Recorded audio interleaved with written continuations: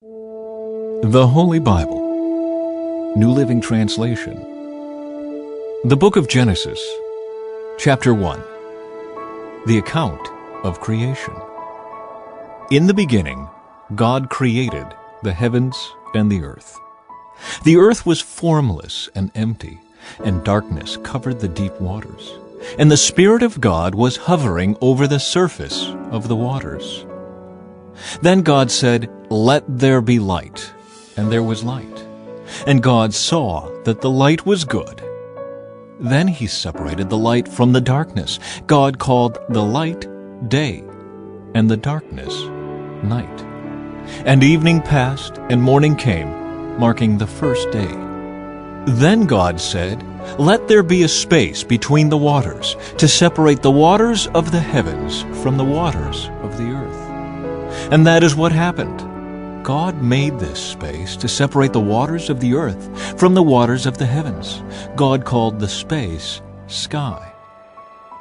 And evening passed, and morning came, marking the second day. Then God said, "Let the waters beneath the sky flow together into one place, so dry ground may appear."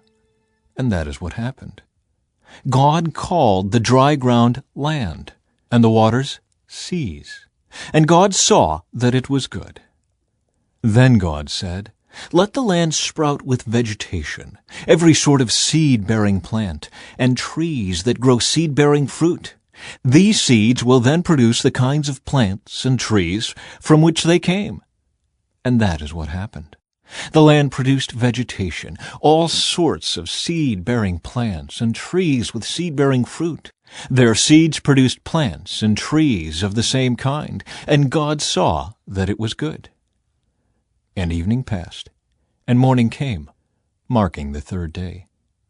Then God said, "Let lights appear in the sky to separate the day from the night. Let them mark off the seasons, days, and years. Let these lights in the sky shine down on the earth." And that is what happened. God made two great lights, the larger one to govern the day, and the smaller one to govern the night. He also made the stars. God set these lights in the sky to light the earth, to govern the day and night, and to separate the light from the darkness. And God saw that it was good. And evening passed, and morning came, marking the fourth day. Then God said, "Let the waters swarm with fish and other life. Let the skies be filled with birds of every kind." So God created great sea creatures and every living thing that scurries and swarms in the water, and every sort of bird, each producing offspring of the same kind. And God saw that it was good. Then God blessed them, saying, "Be fruitful and multiply.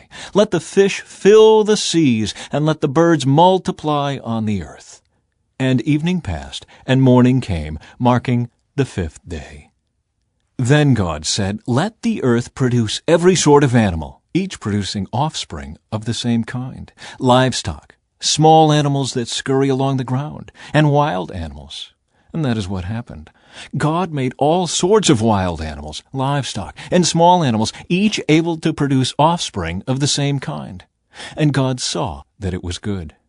Then God said, "Let us make human beings in our image, to be like us. They will reign over the fish in the sea, the birds in the sky, the livestock, all the wild animals on the earth, and the small animals that scurry along the ground."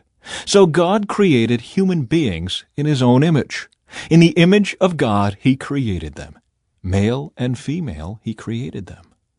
Then God blessed them, and said, "Be fruitful and multiply. Fill the earth and govern it. Reign over the fish in the sea, the birds in the sky, and all the animals that scurry along the ground." Then God said, "Look, I have given you every seed-bearing plant throughout the earth, and all the fruit trees for your food, and I have given every green plant as food for all the wild animals, the birds in the sky, and the small animals that scurry along the ground, everything that has life." And that is what happened. Then God looked over all He had made, and He saw that it was very good. And evening passed, and morning came, marking the sixth day. Chapter 2. So the creation of the heavens and the earth and everything in them was completed. On the seventh day, God had finished his work of creation, so he rested from all his work.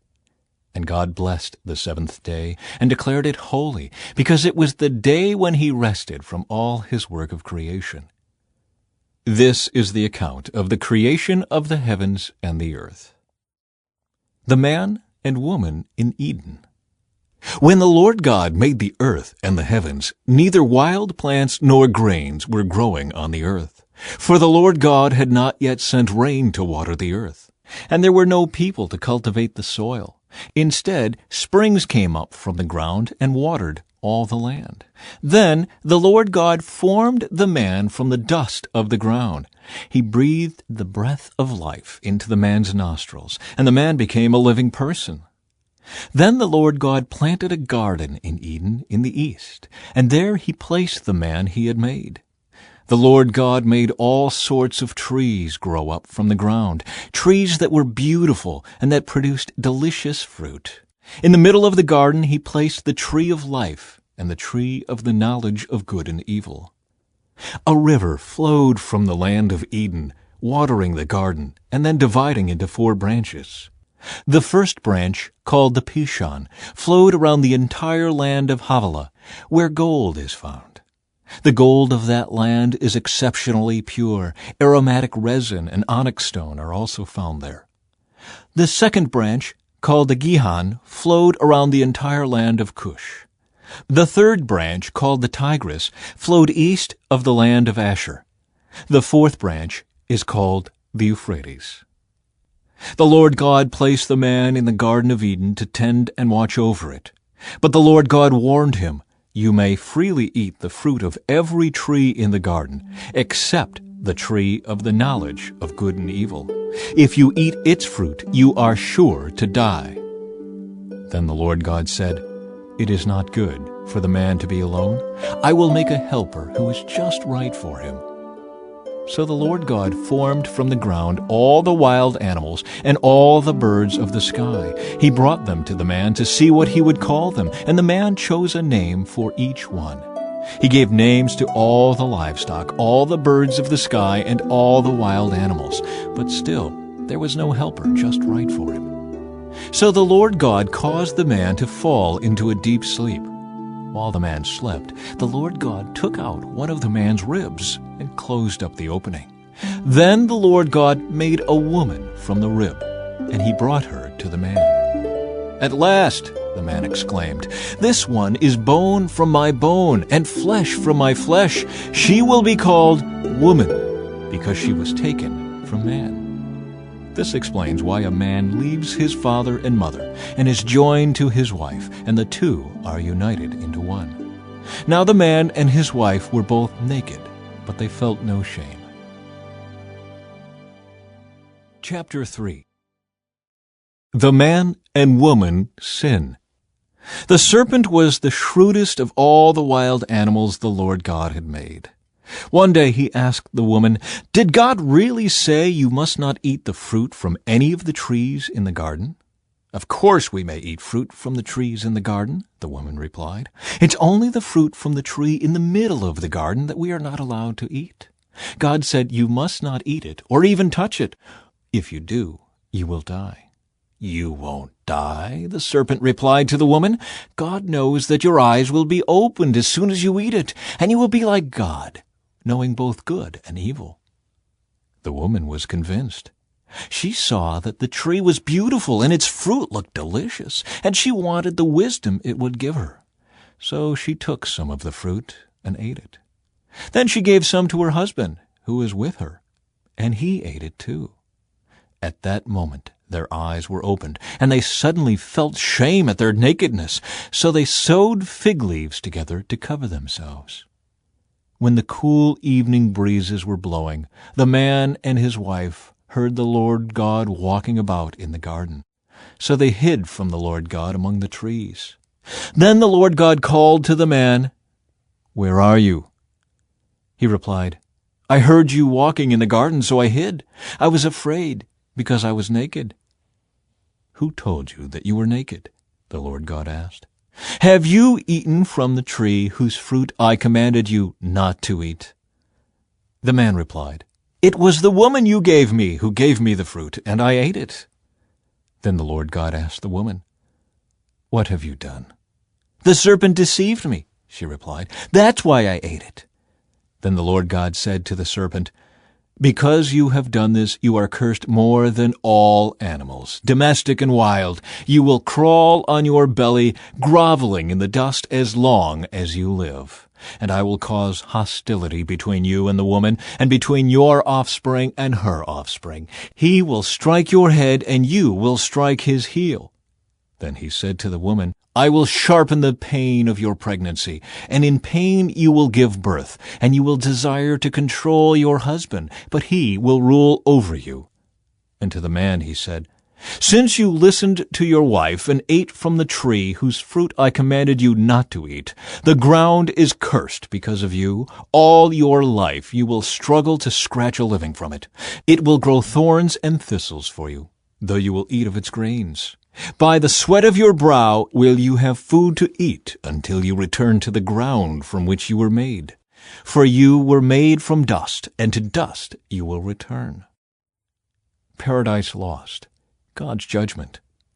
Then the man, Adam, named his wife Eve, because she would be the mother of all who live. And the Lord God made clothing from animal skins for Adam and his wife.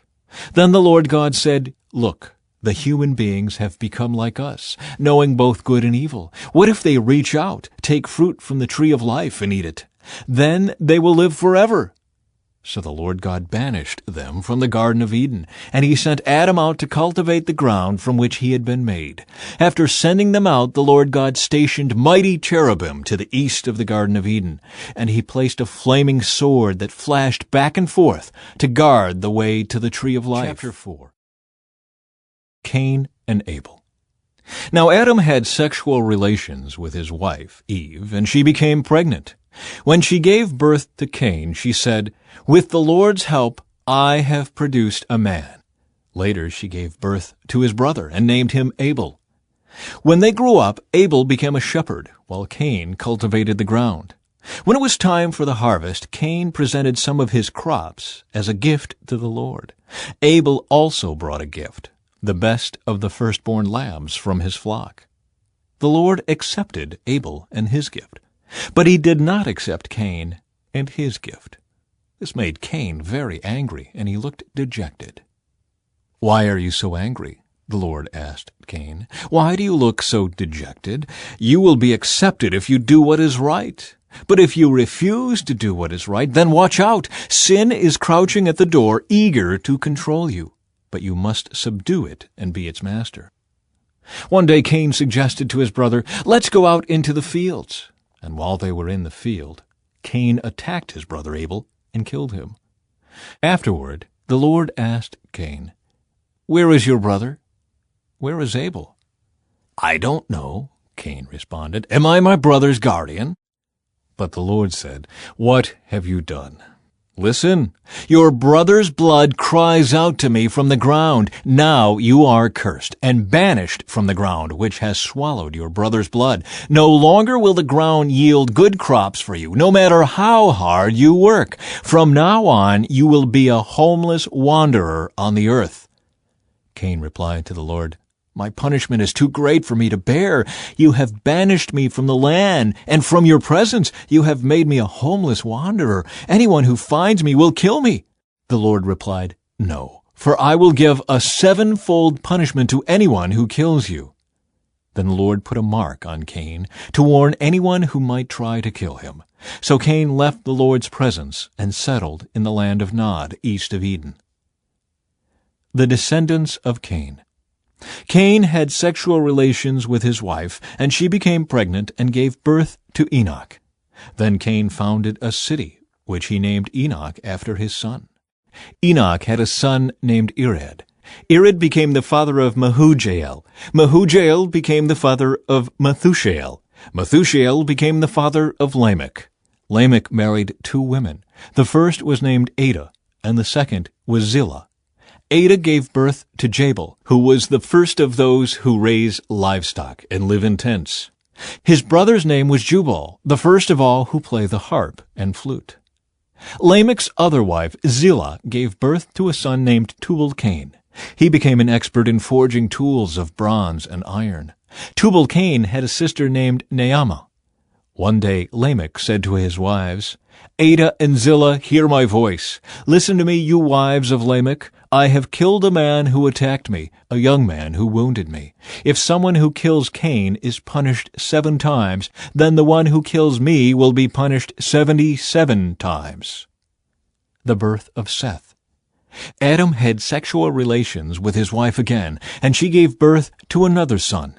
She named him Seth, for she said, "God has granted me another son in place of Abel, whom Cain killed." When Seth grew up, he had a son and named him Enosh. At that time people first began to worship the Lord by name. Chapter 5. The descendants of Adam. This is the written account of the descendants of Adam. When God created human beings, he made them to be like himself. He created them male and female, and he blessed them and called them human. When Adam was 130 years old, he became the father of a son who was just like him. In his very image, he named his son Seth. After the birth of Seth, Adam lived another 800 years, and he had other sons and daughters. Adam lived 930 years, and then he died. When Seth was 105 years old, he became the father of Enosh. After the birth of Enosh, Seth lived another 807 years, and he had other sons and daughters. Seth lived 912 years, and then he died. When Enosh was 90 years old, he became the father of Kenan. After the birth of Kenan, Enosh lived another 815 years, and he had other sons and daughters. Enosh lived 905 years, and then he died. When Kenan was 70 years old, he became the father of Mahalalel. After the birth of Mahalalel, Kenan lived another 840 years, and he had other sons and daughters. Kenan lived 910 years, and then he died. When Mahalalel was 65 years old, he became the father of Jared. After the birth of Jared, Mahalalel lived another 830 years, and he had other sons and daughters. Mahalalel lived 895 years, and then he died. When Jared was 162 years old, he became the father of Enoch. After the birth of Enoch, Jared lived another 800 years, and he had other sons and daughters. Jared lived 962 years, and then he died. When Enoch was 65 years old, he became the father of Methuselah. After the birth of Methuselah, Enoch lived in close fellowship with God for another 300 years, and he had other sons and daughters. Enoch lived 365 years, walking in close fellowship with God. Then one day he disappeared, because God took him. When Methuselah was 187 years old, he became the father of Lamech. After the birth of Lamech, Methuselah lived another 782 years, and he had other sons and daughters. Methuselah lived 969 years, and then he died. When Lamech was 182 years old, he became the father of a son. Lamech named his son Noah, for he said, "May he bring us relief from our work and the painful labor of farming this ground that the Lord has cursed." After the birth of Noah, Lamech lived another 595 years, and he had other sons and daughters. Lamech lived 777 years, and then he died. By the time Noah was 500 years old, he was the father of Shem, Ham, and Japheth. Chapter 6. A world gone wrong.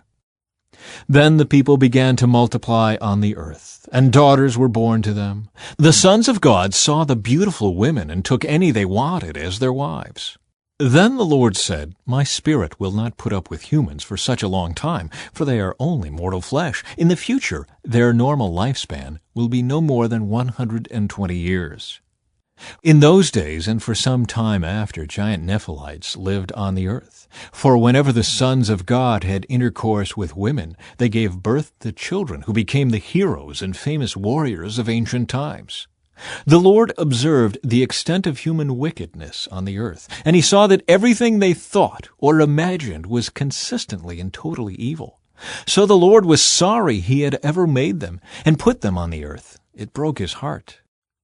And the Lord said, I will wipe this human race I have created from the face of the earth. Yes, and I will destroy every living thing, all the people, the large animals, the small animals that scurry along the ground, and even the birds of the sky. I am sorry I ever made them.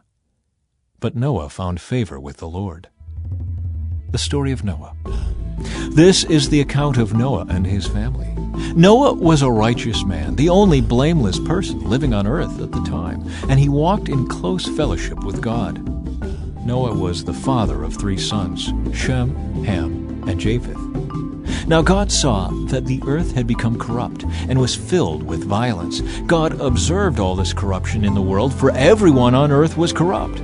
So God said to Noah, I have decided to destroy all living creatures, for they have filled the earth with violence. Yes, I will wipe them all out along with the earth. Build a large boat from cypress wood and waterproof it with tar, inside and out. Then construct decks and stalls throughout its interior. Make the boat 450 feet long, 75 feet wide, and 45 feet high. Leave an 18-inch opening below the roof all the way around the boat. Put the door on the side and build 3 decks inside the boat, lower, middle, and upper. Look, I am about to cover the earth with a flood that will destroy every living thing that breathes. Everything on earth will die, but I will confirm my covenant with you. So enter the boat, you and your wife and your sons and their wives. Bring a pair of every kind of animal, a male and a female, into the boat with you to keep them alive during the flood. Pairs of every kind of bird and every kind of animal and every kind of small animal that scurries along the ground will come to you to be kept alive. And be sure to take on board enough food for your family and for all the animals. So Noah did everything exactly as God had commanded. Chapter 7. The flood covers the earth. When everything was ready, the Lord said to Noah, Go into the boat with all your family, for among all the people of the earth I can see that you alone are righteous.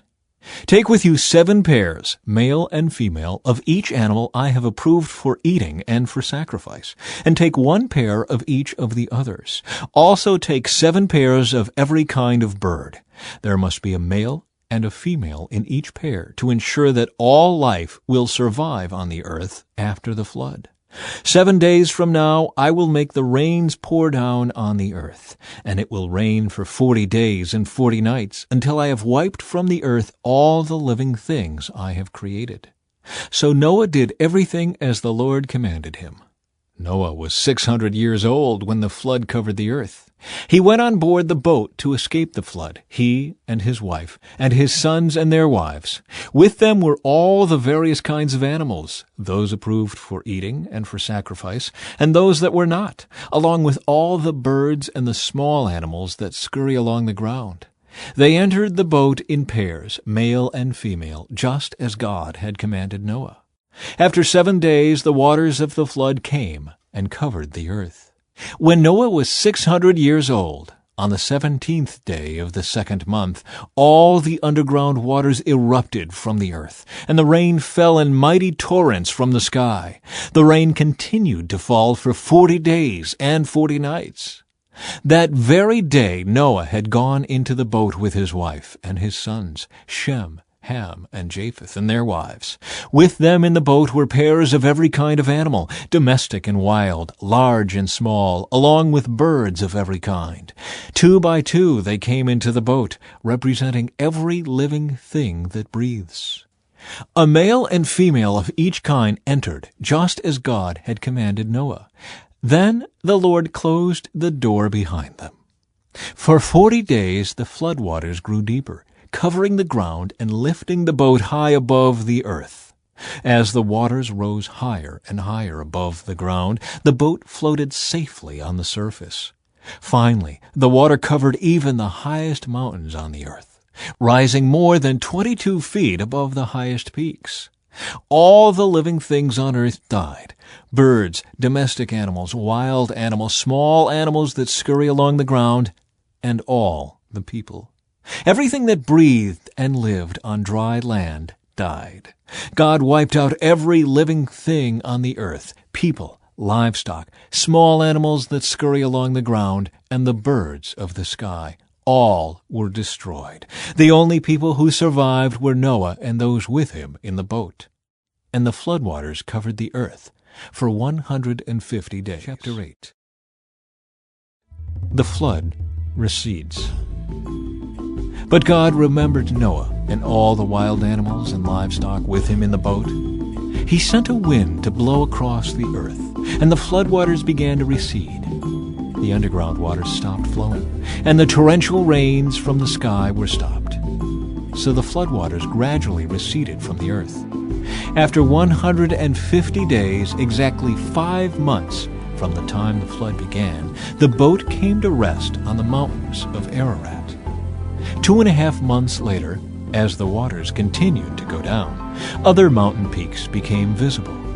After another 40 days, Noah opened the window he had made in the boat and released a raven. The bird flew back and forth until the floodwaters on the earth had dried up. He also released a dove to see if the water had receded and it could find dry ground. But the dove could find no place to land because the water still covered the ground. So it returned to the boat, and Noah held out his hand and drew the dove back inside. After waiting another 7 days, Noah released the dove again. This time the dove returned to him in the evening with a fresh olive leaf in its beak. Then Noah knew that the floodwaters were almost gone. He waited another 7 days and then released the dove again. This time it did not come back. Noah was now 601 years old. On the first day of the new year, 10.5 months after the flood began, the floodwaters had almost dried up from the earth. Noah lifted back the covering of the boat and saw that the surface of the ground was drying. 2 more months went by, and at last the earth was dry. Then God said to Noah, "Leave the boat, all of you. You and your wife and your sons and their wives.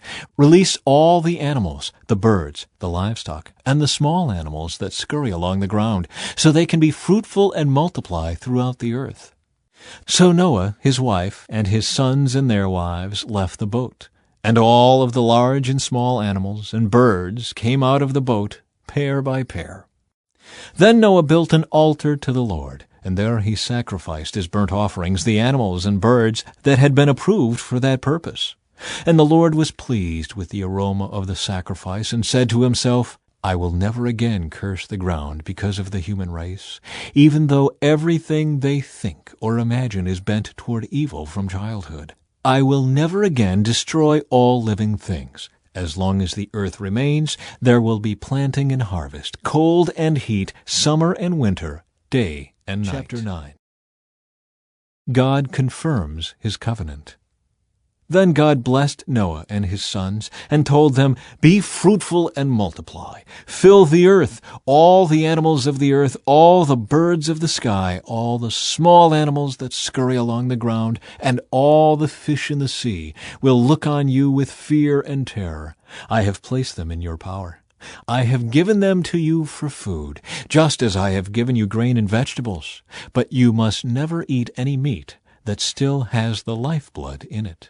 And I will require the blood of anyone who takes another person's life. If a wild animal kills a person, it must die. And anyone who murders a fellow human must die. If anyone takes a human life, that person's life will also be taken by human hands. For God made human beings in his own image. Now be fruitful and multiply, and repopulate the earth."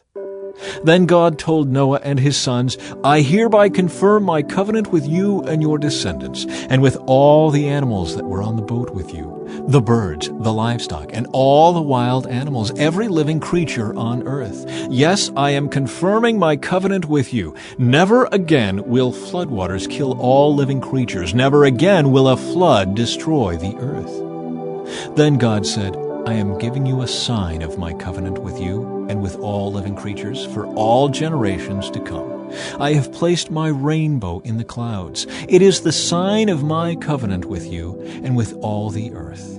When I send clouds over the earth, the rainbow will appear in the clouds, and I will remember my covenant with you and with all living creatures. Never again will the floodwaters destroy all life. When I see the rainbow in the clouds, I will remember the eternal covenant between God and every living creature on earth. Then God said to Noah, Yes, this rainbow is the sign of the covenant I am confirming with all the creatures on earth. Noah's sons. The sons of Noah who came out of the boat with their father were Shem, Ham, and Japheth. Ham is the father of Canaan. From these three sons of Noah came all the people who now populate the earth. After the flood, Noah began to cultivate the ground, and he planted a vineyard. One day he drank some wine he had made, and he became drunk and lay naked inside his tent. Ham, the father of Canaan, saw that his father was naked and went outside and told his brothers. Then Shem and Japheth took a robe, held it over their shoulders, and backed into the tent to cover their father. As they did this, they looked the other way so they would not see him naked. When Noah woke up from his stupor, he learned what Ham, his youngest son, had done. Then he cursed Canaan, the son of Ham. May Canaan be cursed. May he be the lowest of servants to his relatives. Then Noah said, May the Lord, the God of Shem, be blessed, and may Canaan be his servant. May God expand the territory of Japheth. May Japheth share the prosperity of Shem, and may Canaan be his servant. Noah lived another 350 years after the great flood. He lived 950 years, and then he died. Chapter 10. This is the account of the families of Shem, Ham, and Japheth, the three sons of Noah. Many children were born to them after the great flood. Descendants of Japheth. The descendants of Japheth were Gomer, Magog, Madai, Javan, Tubal, Meshech, and Tiras. The descendants of Gomer were Ashkenaz, Rippeth, and Togarmah. The descendants of Javan were Elisha, Tarshish, Kittim, and Rodanim. Their descendants became the seafaring peoples that spread out to various lands, each identified by its own language, clan, and national identity. Descendants of Ham. The descendants of Ham were Cush, Mizraim, Put, and Canaan. The descendants of Cush were Seba, Havilah, Sabta, Raimah, and Sabteka. The descendants of Raimah were Sheba and Dedan. Cush was also the ancestor of Nimrod, who was the first heroic warrior on earth. Since he was the greatest hunter in the world, his name became proverbial. People would say, This man is like Nimrod, the greatest hunter in the world.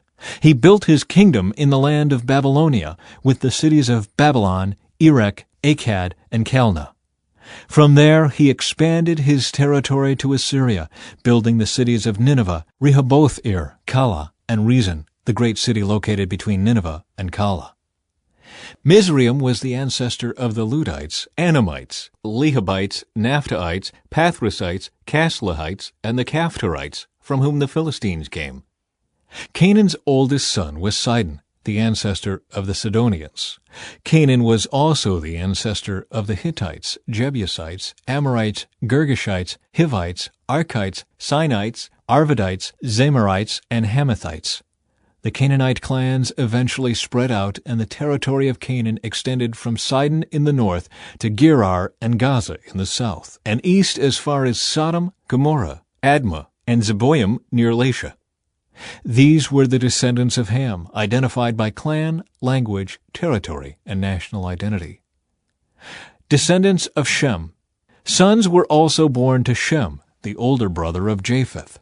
Shem was the ancestor of all the descendants of Eber. The descendants of Shem were Elam, Asher, Arphaxad, Lud, and Aram. The descendants of Aram were Uz, Hul, Gether, and Mash. Arphaxad was the father of Shelah, and Shelah was the father of Eber. Eber had 2 sons. The first was named Peleg, which means division, for during his lifetime the people of the world were divided into different language groups. His brother's name was Joktan. Joktan was the ancestor of Almodad, Sheleph, Hazarmaveth, Jira, Hadoram, Uzal, Dikla, Obal, Abimael, Sheba, Ophir, Havilah, and Jobab. All these were descendants of Joktan. The territory they occupied extended from Misha all the way to Sephir in the eastern mountains. These were the descendants of Shem, identified by clan, language, territory, and national identity. Conclusion. These are the clans that descended from Noah's sons, arranged by nation according to their lines of descent. All the nations of the earth descended from these clans after the great flood. Chapter 11. The Tower of Babel. At one time, all the people of the world spoke the same language and used the same words. As the people migrated to the east, they found a plain in the land of Babylonia and settled there. They began saying to each other, "Let's make bricks and harden them with fire." In this region, bricks were used instead of stone, and tar was used for mortar. Then they said, "Come, let's build a great city for ourselves, with a tower that reaches into the sky. This will make us famous and keep us from being scattered all over the world." But the Lord came down to look at the city and the tower the people were building.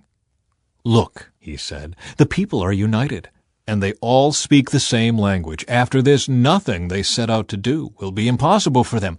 Come, let's go down and confuse the people with different languages. Then they won't be able to understand each other." In that way, the Lord scattered them all over the world, and they stopped building the city. That is why the city was called Babel, because that is where the Lord confused the people with different languages. In this way, he scattered them all over the world. The line of descent from Shem to Abram. This is the account of Shem's family. 2 years after the great flood, when Shem was 100 years old, he became the father of Arphaxad. After the birth of Arphaxad, Shem lived another 500 years and had other sons and daughters. When Arphaxad was 35 years old, he became the father of Shelah. After the birth of Shelah, Arphaxad lived another 403 years and had other sons and daughters. When Shelah was 30 years old, he became the father of Eber. After the birth of Eber, Shelah lived another 403 years and had other sons and daughters. When Eber was 34 years old, he became the father of Peleg. After the birth of Peleg, Eber lived another 430 years and had other sons and daughters. When Peleg was 30 years old, he became the father of Reu. After the birth of Reu, Peleg lived another 209 years and had other sons and daughters. When Reu was 32 years old, he became the father of Serug. After the birth of Serug, Reu lived another 207 years and had other sons and daughters. When Serug was 30 years old, he became the father of Nahor. After the birth of Nahor, Serug lived another 200 years and had other sons and daughters. When Nahor was 29 years old, he became the father of Terah. After the birth of Terah, Nahor lived another 119 years and had other sons and daughters. When Terah was 70 years old, he had become the father of Abram, Nahor, and Haran. The family of Terah. This is the account of Terah's family. Terah was the father of Abram, Nahor, and Haran was the father of Lot. But Haran died in Ur of the Chaldeans, the land of his birth, while his father Terah was still living. Meanwhile, Abram and Nahor both married. The name of Abram's wife was Sarai, and the name of Nahor's wife was Milcah. Milcah and her sister Iscah were daughters of Nahor's brother Haran, but Sarai was unable to become pregnant and had no children. One day Terah took his son Abram, his daughter-in-law Sarai, his son Abram's wife, and his grandson Lot, his son Haran's child, and moved away from Ur of the Chaldeans. He was headed for the land of Canaan, but they stopped at Haran and settled there. Terah lived for 205 years and died while still in Haran. The call of Abram. The Lord had said to Abram, "Leave your native country, your relatives and your father's family, and go to the land that I will show you. I will make you into a great nation. I will bless you and make you famous, and you will be a blessing to others. I will bless those who bless you and curse those who treat you with contempt. All the families on earth will be blessed through you." So Abram departed as the Lord had instructed, and Lot went with him.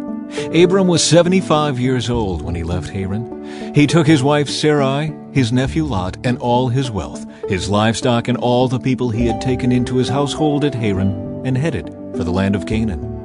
When they arrived in Canaan, Abram traveled through the land as far as Shechem. There he set up camp beside the oak of Moreh. At that time, the area was inhabited by Canaanites. Then the Lord appeared to Abram and said, "I will give this land to your descendants." And Abram built an altar there and dedicated it to the Lord, who had appeared to him. After that, Abram traveled south and set up camp in the hill country, with Bethel to the west and Ai to the east. There he built another altar and dedicated it to the Lord, and he worshipped the Lord. Then Abram continued traveling south by stages toward the Negev. Abram and Sarai in Egypt. At that time a severe famine struck the land of Canaan, forcing Abram to go down to Egypt, where he lived as a foreigner. As he was approaching the border of Egypt, Abram said to his wife Sarai, "Look, you are a very beautiful woman. When the Egyptians see you, they will say, 'This is his wife. Let's kill him, then we can have her.' So please tell them you are my sister. Then they will spare my life and treat me well because of their interest in you."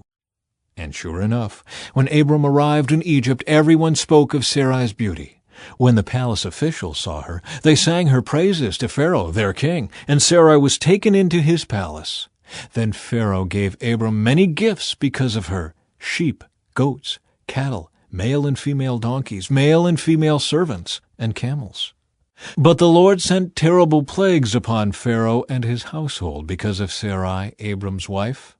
So Pharaoh summoned Abram and accused him sharply. "What have you done to me?" he demanded. "Why didn't you tell me she was your wife? Why did you say she is my sister and allow me to take her as my wife?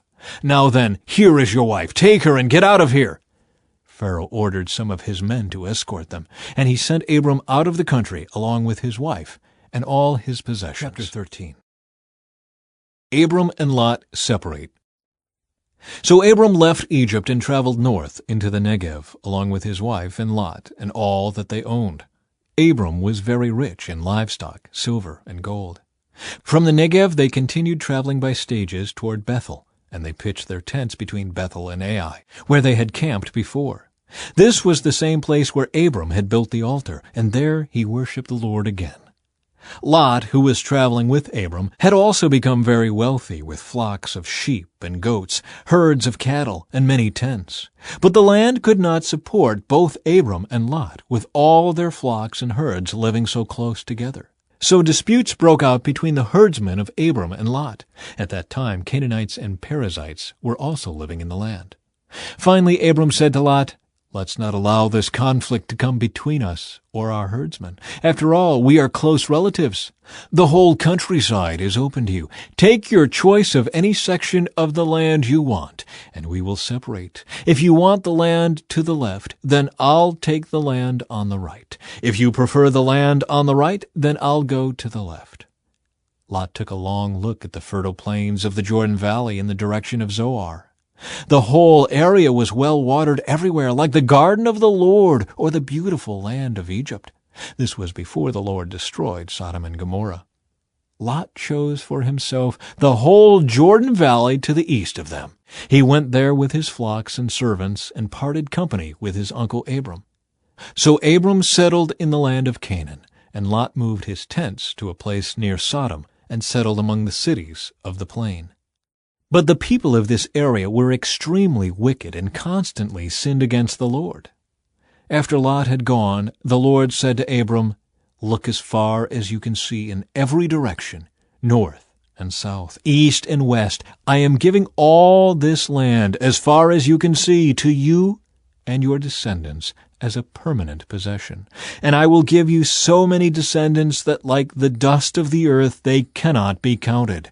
Go and walk through the land in every direction, for I am giving it to you." So Abram moved his camp to Hebron and settled near the oak grove belonging to Mamre. There he built another altar to the Lord. Chapter 14. Abram rescues Lot. About this time war broke out in the region.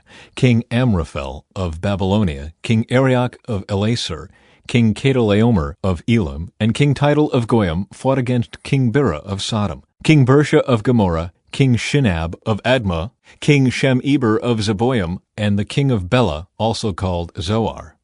The second group of kings joined forces in Siddim Valley, that is, the valley of the Dead Sea.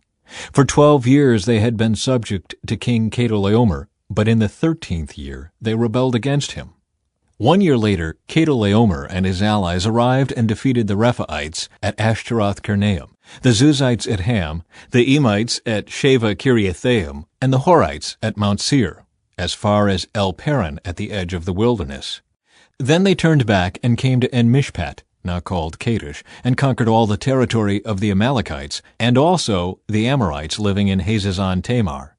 Then the rebel kings of Sodom, Gomorrah, Admah, Zeboim, and Bela, also called Zoar, prepared for battle in the valley of the Dead Sea. They fought against King Chedorlaomer of Elam, King Tidal of Goyim, King Amraphel of Babylonia, and King Arioch of Elasar, 4 kings against 5. As it happened, the valley of the Dead Sea was filled with tar pits, and as the army of the kings of Sodom and Gomorrah fled, some fell into the tar pits, while the rest escaped into the mountains. The victorious invaders then plundered Sodom and Gomorrah and headed for home, taking with them all the spoils of war and the food supplies. They also captured Lot, Abram's nephew who lived in Sodom, and carried off everything he owned. But one of Lot's men escaped and reported everything to Abram the Hebrew, who was living near the oak grove belonging to Mamre the Amorite. Mamre and his relatives Eshcol and Aner were Abram's allies. When Abram heard that his nephew Lot had been captured, he mobilized the 318 trained men who had been born into his household. Then he pursued Chedorlaomer's army until he caught up with them at Dan. There he divided his men and attacked during the night. Chedorlaomer's army fled, but Abram chased them as far as Hobah, north of Damascus. Abram recovered all the goods that had been taken, and he brought back his nephew Lot, with his possessions and all the women and other captives. Melchizedek blesses Abram. After Abram returned from his victory over Chedorlaomer and all his allies, the king of Sodom went out to meet him in the valley of Sheva, that is, the king's valley. And Melchizedek, the king of Salem and a priest of God Most High, brought Abram some bread and wine. Melchizedek blessed Abram with this blessing: "Blessed be Abram by God Most High, creator of heaven and earth, and blessed be God Most High, who has defeated your enemies for you." Then Abram gave Melchizedek 1/10 of all the goods he had recovered. The king of Sodom said to Abram, "Give back my people who were captured, but you may keep for yourself all the goods you have recovered." Abram replied to the king of Sodom, "I solemnly swear to the Lord God Most High, creator of heaven and earth, that I will not take so much as a single thread or sandal thong from what belongs to you. Otherwise you might say, I am the one who made Abram rich. I will accept only what my young warriors have already eaten, and I request that you give a fair share of the goods to my allies, Aner, Eshcol, and Mamre." Chapter 15. The Lord's covenant promise to Abram. Sometime later, the Lord spoke to Abram in a vision and said to him, "Do not be afraid, Abram, for I will protect you and your reward will be great." But Abram replied, "O sovereign Lord, what good are all your blessings when I don't even have a son? Since you've given me no children, Eliezer of Damascus, a servant in my household, will inherit all my wealth. You have given me no descendants of my own, so one of my servants will be my heir." Then the Lord said to him, "No, your servant will not be your heir, for you will have a son of your own who will be your heir." Then the Lord took Abram outside and said to him, "Look up into the sky and count the stars, if you can. That's how many descendants you will have." And Abram believed the Lord, and the Lord counted him as righteous. because of his faith. Then the Lord told him, I am the Lord who brought you out of Ur of the Chaldeans, to give you this land as your possession. But Abram replied, O sovereign Lord, how can I be sure that I will actually possess it? The Lord told him, Bring me a 3-year-old heifer, a 3-year-old female goat, a 3-year-old ram, a turtle dove, and a young pigeon. So Abram presented all these to him and killed them. Then he cut each animal down the middle and laid the halves side by side. He did not, however, cut the birds in half. Some vultures swooped down to eat the carcasses, but Abram chased them away. As the sun was going down, Abram fell into a deep sleep, and a terrifying darkness came down over him. Then the Lord said to Abram, You can be sure that your descendants will be strangers in a foreign land, where they will be oppressed as slaves for 400 years, but I will punish the nation that enslaves them, and in the end they will come away with great wealth. As for you, you will die in peace and be buried at a ripe old age. After 4 generations your descendants will return here to this land, for the sins of the Amorites do not yet warrant their destruction. After the sun went down and darkness fell, Abram saw a smoking firepot and a flaming torch pass between the halves of the carcasses. So the Lord made a covenant with Abram that day and said, I have given this land to your descendants all the way from the border of Egypt to the great Euphrates River, the land now occupied by the Kenites, Kenizzites, Cadmonites, Hittites, Perizzites, Rephaites, Amorites, Canaanites, Girgashites, and Jebusites. Chapter 16. The birth of Ishmael. Now Sarai, Abram's wife, had not been able to bear children for him, but she had an Egyptian servant named Hagar. So Sarai said to Abram, The Lord has prevented me from having children. Go and sleep with my servant. Perhaps I can have children through her. And Abram agreed with Sarai's proposal. So Sarai, Abram's wife, took Hagar the Egyptian servant and gave her to Abram as a wife. This happened 10 years after Abram had settled in the land of Canaan. So Abram had sexual relations with Hagar, and she became pregnant.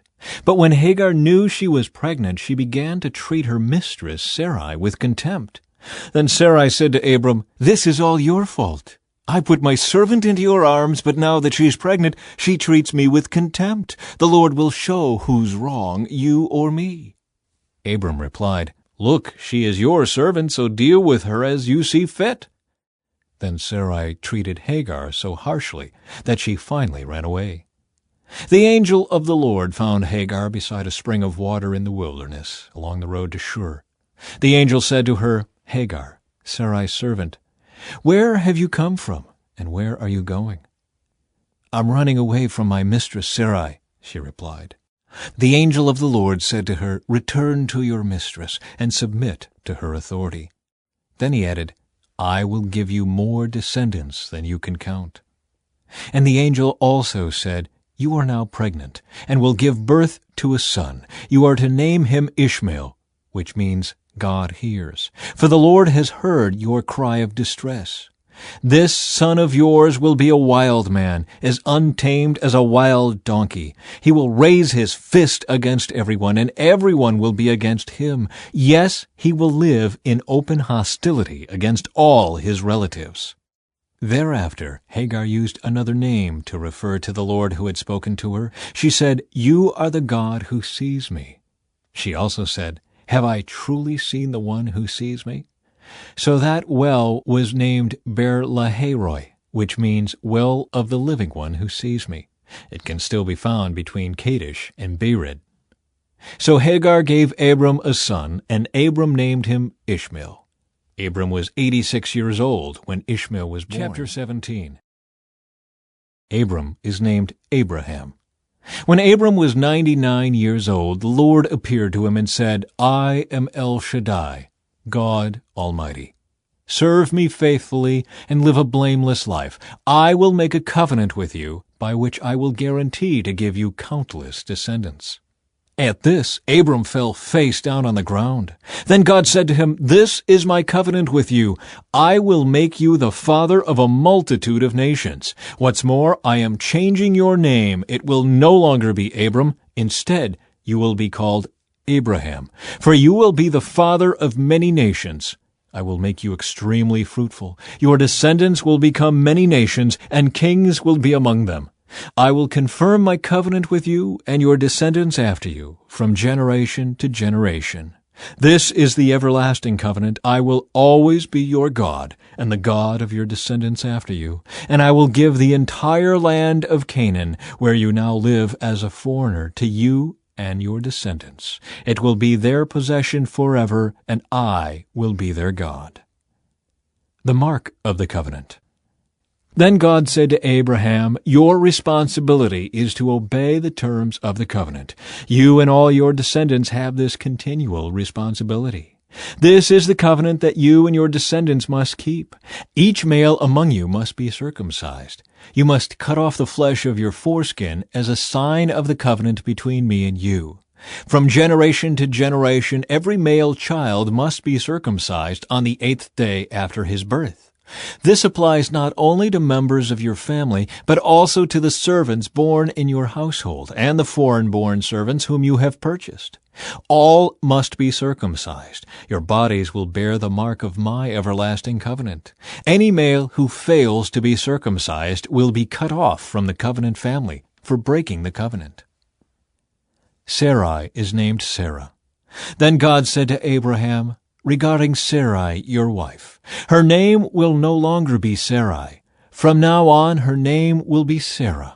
And I will bless her, and give you a son from her. Yes, I will bless her richly, and she will become the mother of many nations. Kings of nations will be among her descendants." Then Abraham bowed down to the ground, but he laughed to himself in disbelief. "How could I become a father at the age of 100, he thought, "and how can Sarah have a baby when she is 90 years old?" So Abraham said to God, "May Ishmael live under your special blessing." But God replied, "No, Sarah, your wife, will give birth to a son for you. You will name him Isaac, and I will confirm my covenant with him and his descendants as an everlasting covenant. As for Ishmael, I will bless him also, just as you have asked. I will make him extremely fruitful and multiply his descendants. He will become the father of 12 princes, and I will make him a great nation. But my covenant will be confirmed with Isaac, who will be born to you and Sarah about this time next year." When God had finished speaking, he left Abraham. On that very day Abraham took his son Ishmael and every male in his household, including those born there and those he had bought. Then he circumcised them, cutting off their foreskins, just as God had told him. Abraham was 99 years old when he was circumcised, and Ishmael his son was 13. Both Abraham and his son Ishmael were circumcised on that same day, along with all the other men and boys of the household, whether they were born there or bought as servants. All were circumcised with Chapter 18. A son is promised to Sarah. The Lord appeared again to Abraham near the oak grove belonging to Mamre. One day Abraham was sitting at the entrance to his tent during the hottest part of the day.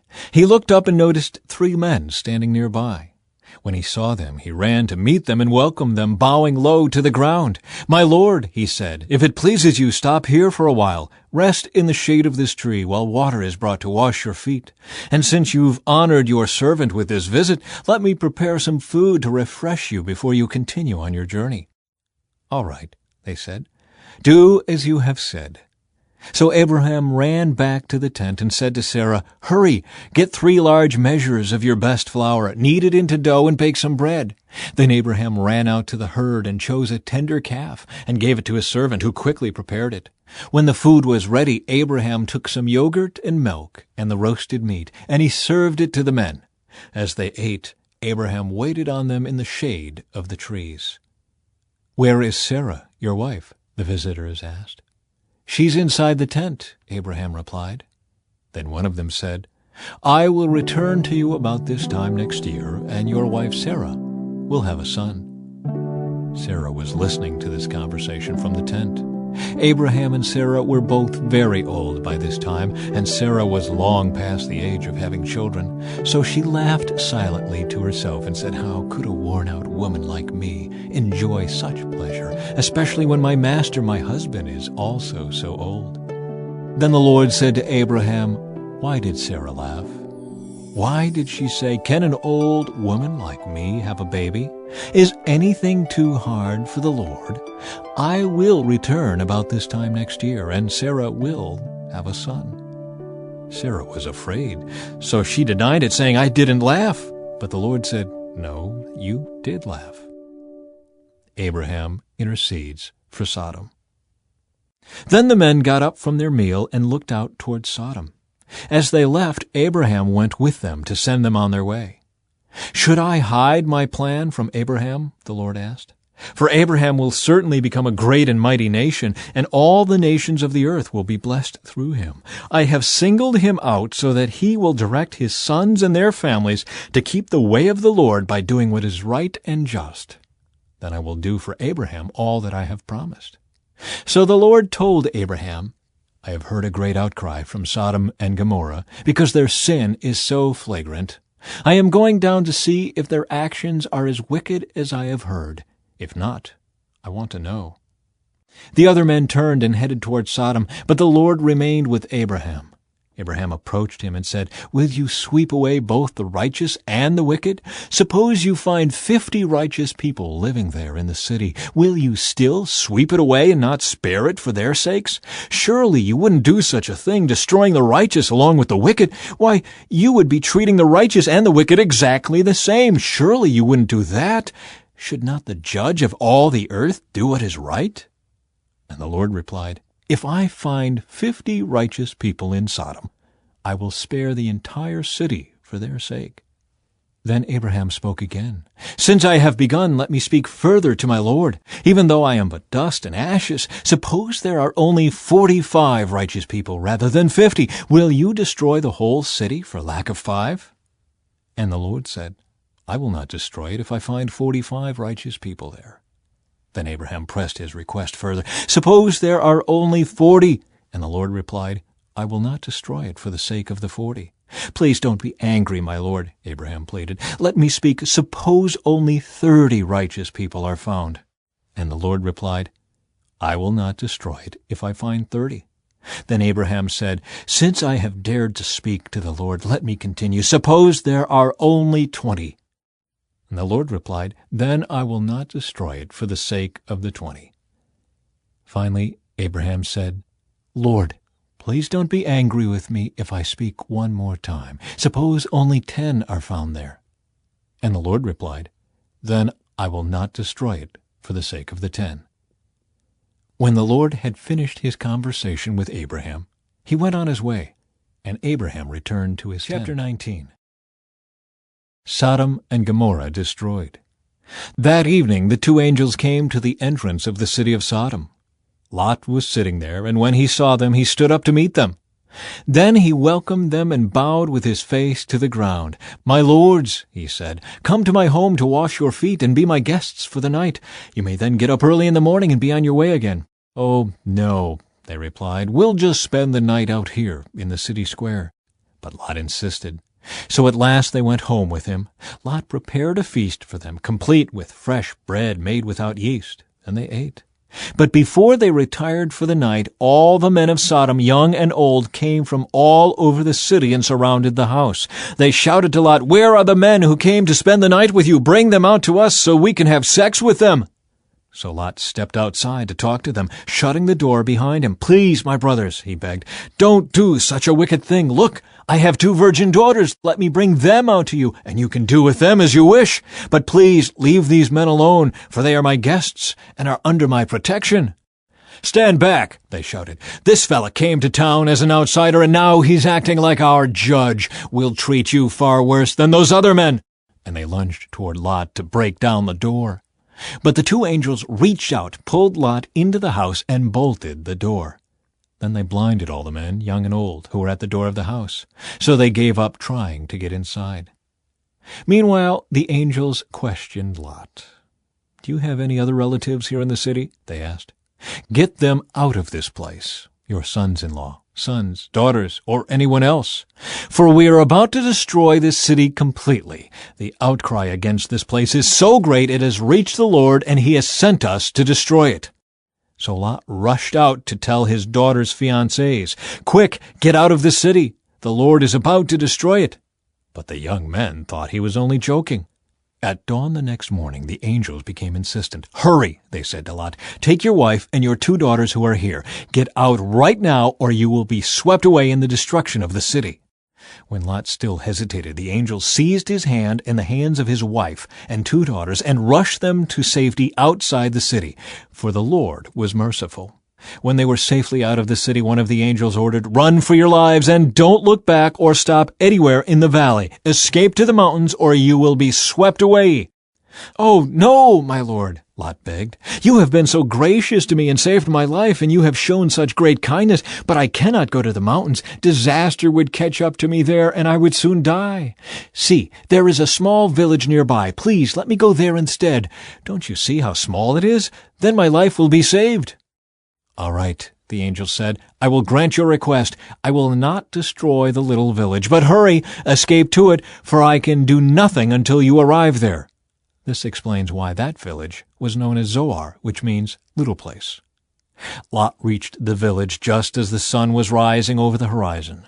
Then the Lord rained down fire and burning sulfur from the sky on Sodom and Gomorrah. He utterly destroyed them, along with the other cities and villages of the plain, wiping out all the people and every bit of vegetation. But Lot's wife looked back as she was following behind him, and she turned into a pillar of salt. Abraham got up early that morning and hurried out to the place where he had stood in the Lord's presence. He looked out across the plain toward Sodom and Gomorrah and watched as columns of smoke rose from the cities like smoke from a furnace. But God had listened to Abraham's request and kept Lot safe, removing him from the disaster that engulfed the cities on the plain. Lot and his daughters. Afterward, Lot left Zoar because he was afraid of the people there, and he went to live in a cave in the mountains with his 2 daughters.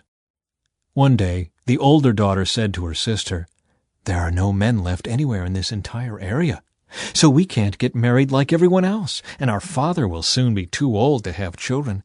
Come, let's get him drunk with wine, and then we will have sex with him. That way we will preserve our family line through our father."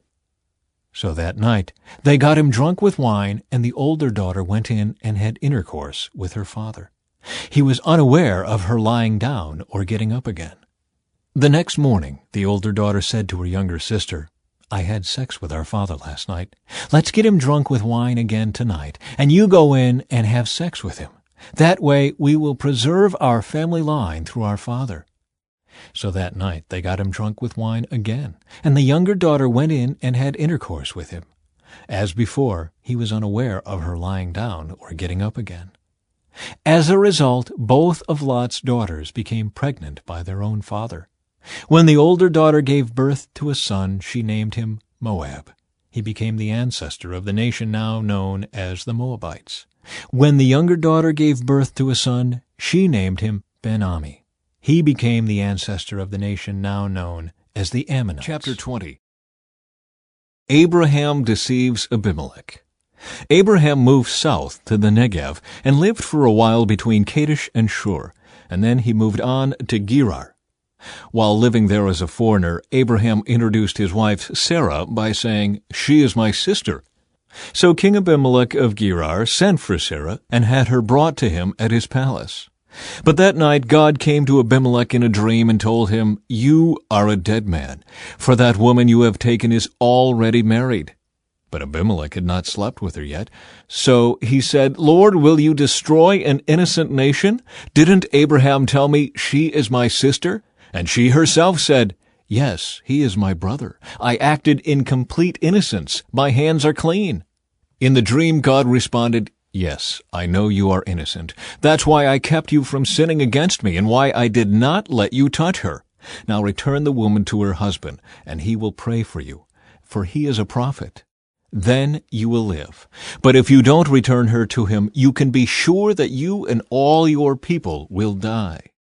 Abimelech got up early the next morning and quickly called all his servants together. When he told them what had happened, his men were terrified. Then Abimelech called for Abraham. "What have you done to us?" he demanded. "What crime have I committed that deserves treatment like this, making me and my kingdom guilty of this great sin? No one should ever do what you have done. Whatever possessed you to do such a thing?"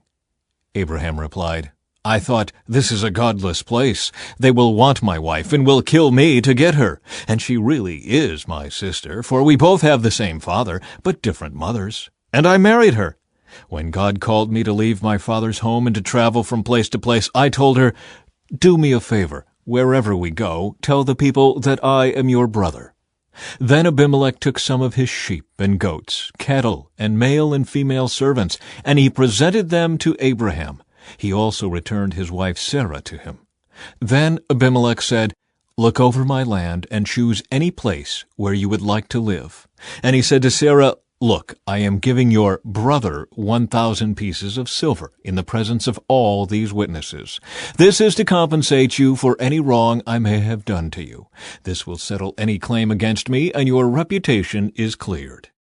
Then Abraham prayed to God, and God healed Abimelech, his wife, and his female servants, so they could have children. For the Lord had caused all the women to be infertile because of what happened with Abraham's wife Sarah. Chapter 21.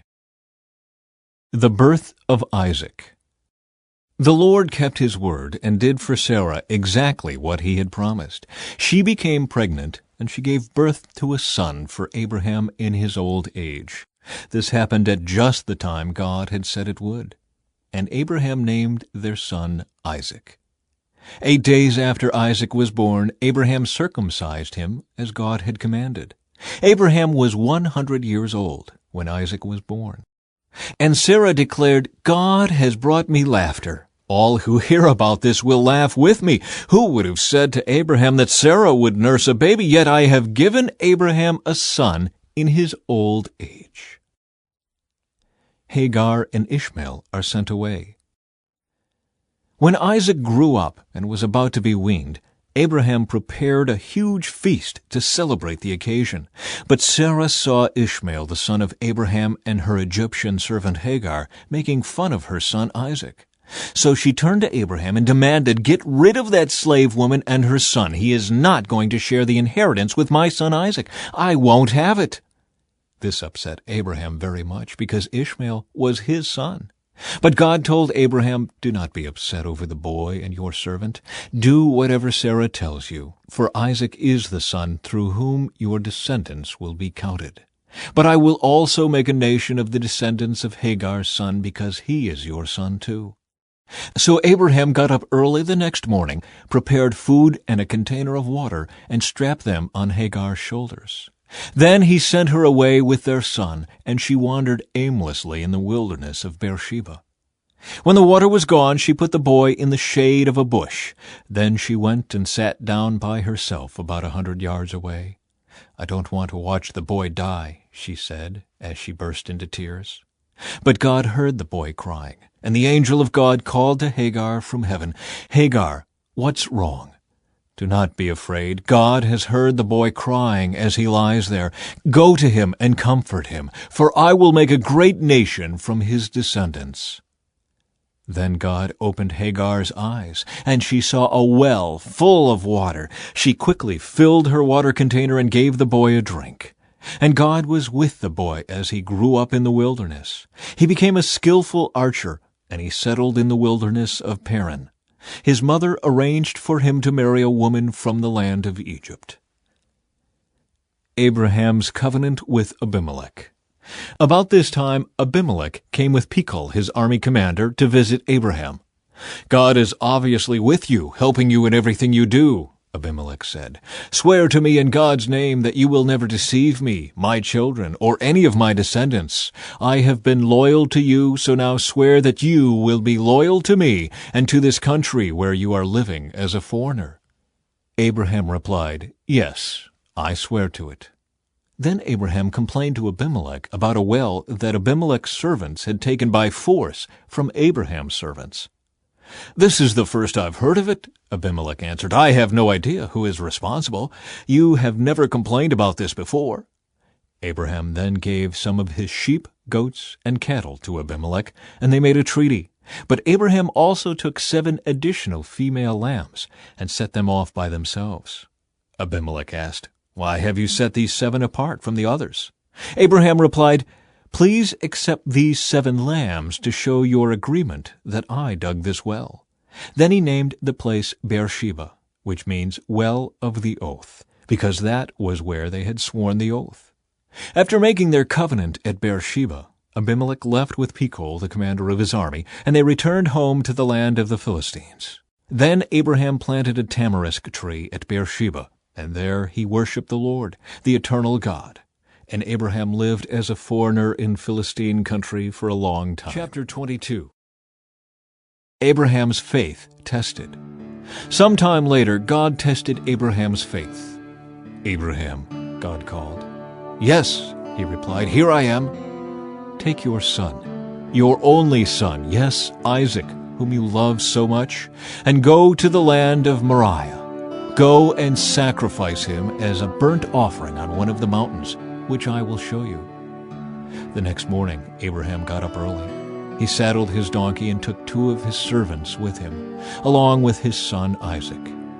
Then he chopped wood for a fire for a burnt offering and set out for the place God had told him about.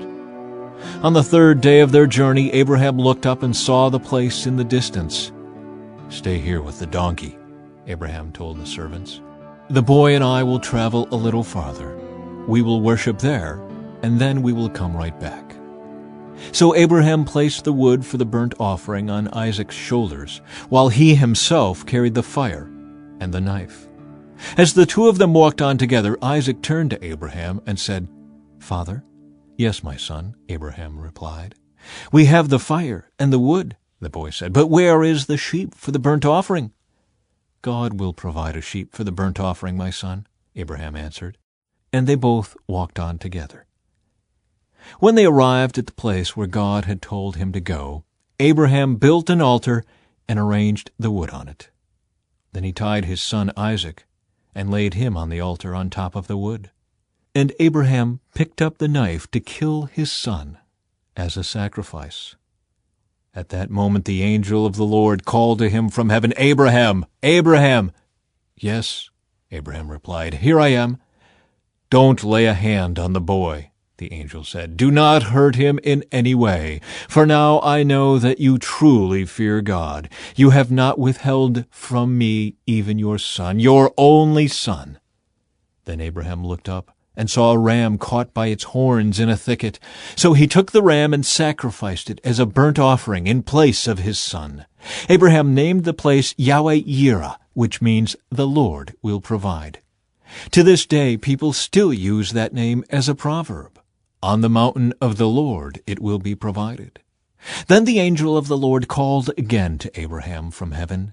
"This is what the Lord says, because you have obeyed me and have not withheld even your son, your only son, I swear by my own name that I will certainly bless you. I will multiply your descendants beyond number, like the stars in the sky and the sand on the seashore. Your descendants will conquer the cities of their enemies, and through your descendants all the nations of the earth will be blessed, all because you have obeyed me." Then they returned to the servants and traveled back to Beersheba, where Abraham continued to live. Soon after this, Abraham heard that Milcah, his brother Nahor's wife, had borne Nahor 8 sons. The oldest was named Uz. The next oldest was Buz, followed by Kemuel, the ancestor of the Arameans, Kezid, Hazo, Pildash, Jidlaph, and Bethuel. Bethuel became the father of Rebekah. In addition to these 8 sons from Milcah, Nahor had 4 other children from his concubine Reumah. Their names were Tebah, Gaham, Tahash, and Maacah. Chapter 23. The burial of Sarah. When Sarah was 127 years old, she died at Kiriath Arba, now called Hebron, in the land of Canaan. There Abraham mourned and wept for her. Then, leaving her body, he said to the Hittite elders, "Here I am, a stranger and a foreigner among you. Please sell me a piece of land so I can give my wife a proper burial." The Hittites replied to Abraham, Listen, my lord, you are an honored prince among us. Choose the finest of our tombs and bury her there. No one here will refuse to help you in this way." Then Abraham bowed low before the Hittites and said, "Since you are willing to help me in this way, be so kind as to ask Ephron, son of Zohar, to let me buy his cave at Machpelah, down at the end of his field.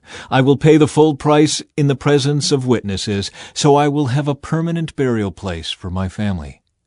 Ephron was sitting there among the others, and he answered Abraham as the others listened, speaking publicly before all the Hittite elders of the town. "No, my lord," he said to Abraham, "please listen to me. I will give you the field and the cave. Here in the presence of my people I give it to you. Go and bury your dead." Abraham again bowed low before the citizens of the land, and he replied to Ephron as everyone listened, "No, listen to me. I will buy it from you. Let me pay the full price for the field so I can bury my dead there." Ephron answered Abraham, "My lord, please listen to me. The land is worth 400 pieces of silver. But what is that between friends? Go ahead and bury your dead." So Abraham agreed to Ephron's price and paid the amount he had suggested, 400 pieces of silver, weighed according to the market standard. The Hittite elders witnessed the transaction. So Abraham bought the plot of land belonging to Ephron at Machpelah near Mamre. This included the field itself, the cave that was in it, and all the surrounding trees. It was transferred to Abraham as his permanent possession in the presence of the Hittite elders at the city gate. Then Abraham buried his wife Sarah there in Canaan, in the cave of Machpelah near Mamre, also called Hebron. So the field and the cave were transferred from the Hittites to Abraham for use as a permanent burial place. Chapter 24. A wife for Isaac. Abraham was now a very old man, and the Lord had blessed him in every way. One day Abraham said to his oldest servant, the man in charge of his household, "Take an oath by putting your hand under my thigh. Swear by the Lord, the God of heaven and earth, that you will not allow my son to marry one of these local Canaanite women. Go instead to my homeland, to my relatives, and find a wife there for my son Isaac."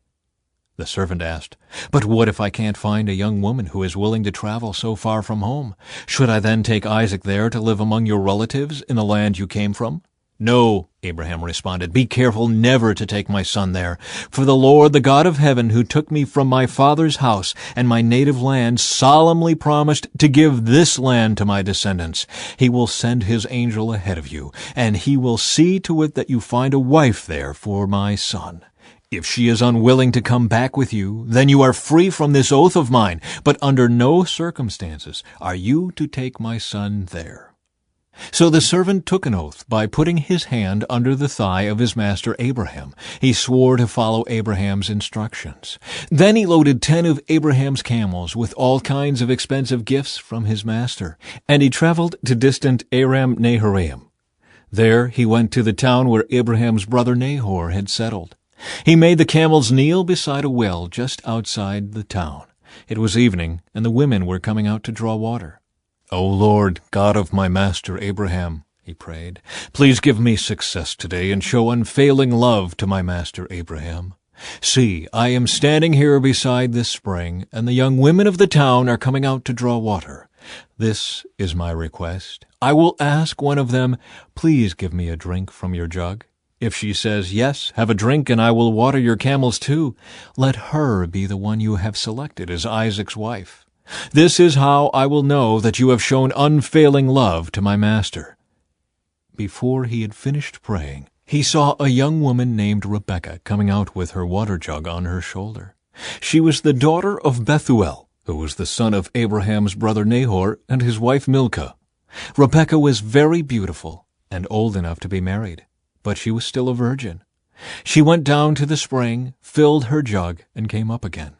Running over to her, the servant said, "Please, give me a little drink of water from your jug." "Yes, my lord," she answered. "Have a drink."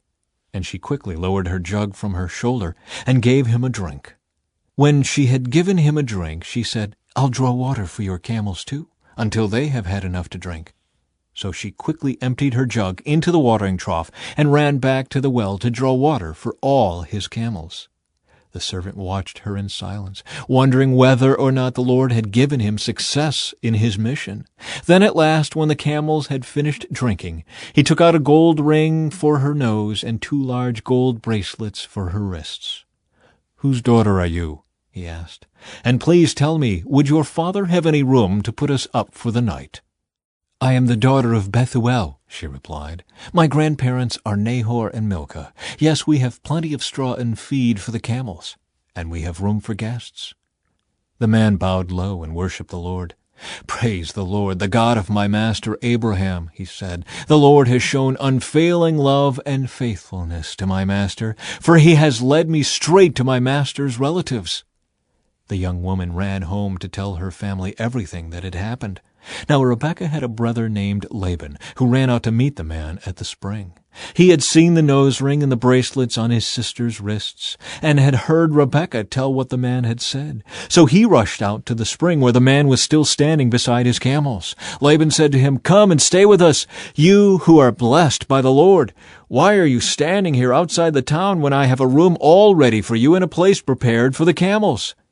So the man went home with Laban, and Laban unloaded the camels, gave him straw for their bedding, fed them, and provided water for the man and the camel drivers to wash their feet. Then food was served. But Abraham's servant said, "I don't want to eat until I have told you why I have come." "All right," Laban said, "tell us." "I am Abraham's servant," he explained, "and the Lord has greatly blessed my master. He has become a wealthy man. The Lord has given him flocks of sheep and goats, herds of cattle, a fortune in silver and gold, and many male and female servants and camels and donkeys.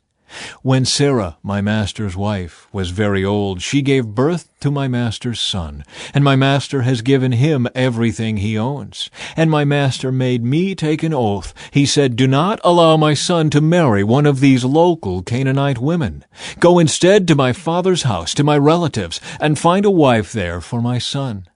But I said to my master, 'What if I can't find a young woman who is willing to go back with me?' He responded, 'The Lord in whose presence I have lived will send his angel with you and will make your mission successful. Yes, you must find a wife for my son from among my relatives, from my father's family.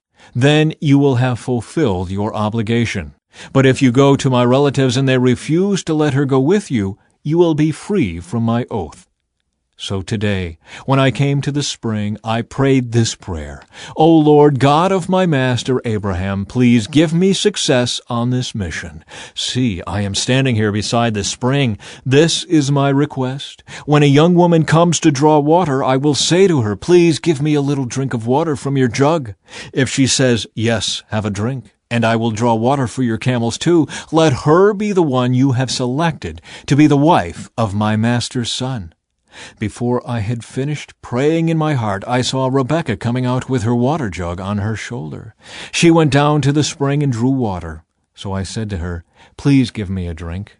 She quickly lowered her jug from her shoulder and said, "Yes, have a drink, and I will water your camels too." So I drank, and then she watered the camels. Then I asked, "Whose daughter are you?" She replied, "I am the daughter of Bethuel, and my grandparents are Nahor and Milcah." So I put the ring on her nose and the bracelets on her wrists. Then I bowed low and worshipped the Lord. I praised the Lord, the God of my master Abraham, because he had led me straight to my master's niece to be his son's wife. So tell me, will you or won't you show unfailing love and faithfulness to my master? Please tell me yes or no, and then I'll know what to do next." Then Laban and Bethuel replied, "The Lord has obviously brought you here, so there is nothing we can say. Here is Rebekah, take her and go. Yes, let her be the wife of your master's son, as the Lord has directed." When Abraham's servant heard their answer, he bowed down to the ground and worshipped the Lord. Then he brought out silver and gold jewelry and clothing and presented them to Rebekah. He also gave expensive presents to her brother and mother. Then they ate their meal, and the servant and the men with him stayed there overnight. But early the next morning, Abraham's servant said, "Send me back to my master." "But we want Rebekah to stay with us at least 10 days, her brother and mother said. "Then she can go." But he said, "Don't delay me. The Lord has made my mission successful. Now send me back so I can return to my master." "Well," they said, "we'll call Rebekah and ask her what she thinks." So they called Rebekah. "Are you willing to go with this man?" they asked her. And she replied, "Yes, I will go." So they said goodbye to Rebekah and sent her away with Abraham's servant and his men. The woman who had been Rebekah's childhood nurse went along with her. They gave her this blessing as she parted: "Our sister, may you become the mother of many millions. May your descendants be strong and conquer the cities of their enemies." Then Rebekah and her servant girls mounted the camels and followed the man. So Abraham's servant took Rebekah and went on his way. Meanwhile, Isaac, whose home was in the Negev, had returned from Beer-lahai-roi. One evening, as he was walking and meditating in the fields, he looked up and saw the camels coming. When Rebekah looked up and saw Isaac, she quickly dismounted from her camel. "Who is that man walking through the fields to meet us?" she asked the servant. And he replied, "It is my master." So Rebekah covered her face with her veil. Then the servant told Isaac everything he had done. And Isaac brought Rebekah into his mother Sarah's tent, and she became his wife. He loved her deeply, and she was a special comfort to him after the death of his mother. Chapter 25. The death of Abraham. Abraham married another wife, whose name was Keturah. She gave birth to Zimran, Jokshan, Medan, Midian, Ishbak, and Shua. Jokshan was the father of Sheba and Dedan. Dedan's descendants were the Asherites, Letushites, and Leumites. Midian's sons were Ephah, Epher, Hanok, Abidah, and Eldah. These were all descendants of Abraham through Keturah. Abraham gave everything he owned to his son Isaac, but before he died he gave gifts to the sons of his concubines and sent them off to a land in the east, away from Isaac. Abraham lived for 175 years, and he died at a ripe old age, having lived a long and satisfying life. He breathed his last and joined his ancestors in death. His sons Isaac and Ishmael buried him in the cave of Machpelah near Mamre, in the field of Ephron son of Zohar the Hittite. This was the field Abraham had purchased from the Hittites, and where he had buried his wife Sarah. After Abraham's death, God blessed his son Isaac, who settled near Beer-lahai-roi in the Negev. Ishmael's descendants. This is the account of the family of Ishmael, the son of Abraham, through Hagar, Sarah's Egyptian servant. Here is a list by their names and clans of Ishmael's descendants. The oldest was Nebaioth, followed by Kedar, Adbeel, Mibsam, Mishma, Duma, Massa, Hadad, Tema, Jetur, Naphish, and Kedemah. These 12 sons of Ishmael became the founders of 12 tribes named after them, listed according to the places they settled and camped. Ishmael lived for 137 years. Then he breathed his last and joined his ancestors in death. Ishmael's descendants occupied the region from Havilah to Shur, which is east of Egypt in the direction of Ashur. There they lived in open hostility toward all their relatives. The births of Esau and Jacob. This is the account of the family of Isaac, the son of Abraham. When Isaac was 40 years old, he married Rebekah, the daughter of Bethuel the Aramean from Padan Aram, and the sister of Laban the Aramean. Isaac pleaded with the Lord on behalf of his wife, because she was unable to have children. The Lord answered Isaac's prayer, and Rebekah became pregnant with twins. But the 2 children struggled with each other in her womb, so she went to ask the Lord about it. "Why is this happening to me?" she asked. And the Lord told her, "The sons in your womb will become 2 nations. From the very beginning the 2 nations will be rivals. One nation will be stronger than the other, and your older son will serve your younger son." And when the time came to give birth, Rebekah discovered that she did indeed have twins. The first one was very red at birth and covered with thick hair like a fur coat, so they named him Esau. Then the other twin was born with his hand grasping Esau's heel, so they named him Jacob. Isaac was 60 years old when the twins were born. Esau sells his birthright. As the boys grew up, Esau became a skillful hunter. He was an outdoorsman, but Jacob had a quiet temperament, preferring to stay at home. Isaac loved Esau because he enjoyed eating the wild game Esau brought home, but Rebekah loved Jacob. One day when Jacob was cooking some stew, Esau arrived home from the wilderness, exhausted and hungry. Esau said to Jacob, "I'm starved. Give me some of that red stew." This is how Esau got his other name, Edom, which means red. "All right," Jacob replied, "but trade me your rights as the firstborn son." "Look, I'm dying of starvation," said Esau. "What good is my birthright to me now?" But Jacob said, "First you must swear that your birthright is mine."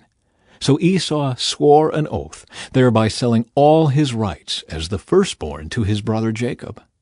Then Jacob gave Esau some bread and lentil stew. Esau ate the meal, then got up and left. He showed contempt for his rights as the firstborn. Chapter 26. Isaac deceives Abimelech. A severe famine now struck the land, as it happened before in Abraham's time. So Isaac moved to Gerar, where Abimelech, king of the Philistines, lived. The Lord appeared to Isaac and said, "Do not go down to Egypt, but do as I tell you. Live here as a foreigner in this land, and I will be with you and bless you.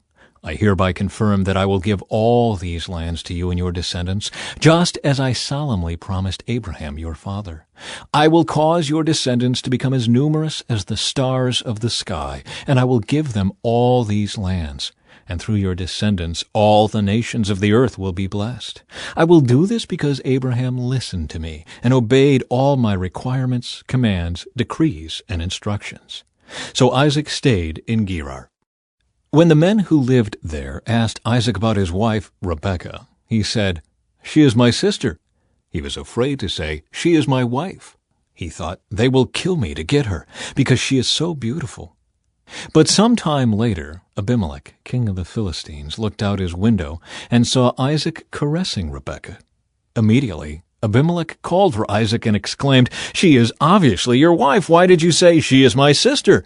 "Because I was afraid someone would kill me to get her from me," Isaac replied. "How could you do this to us?" Abimelech exclaimed. "One of my people might easily have taken your wife and slept with her, and you would have made us guilty of great sin." Then Abimelech issued a public proclamation. "Anyone who touches this man or his wife will be put to death." Conflict over water rights.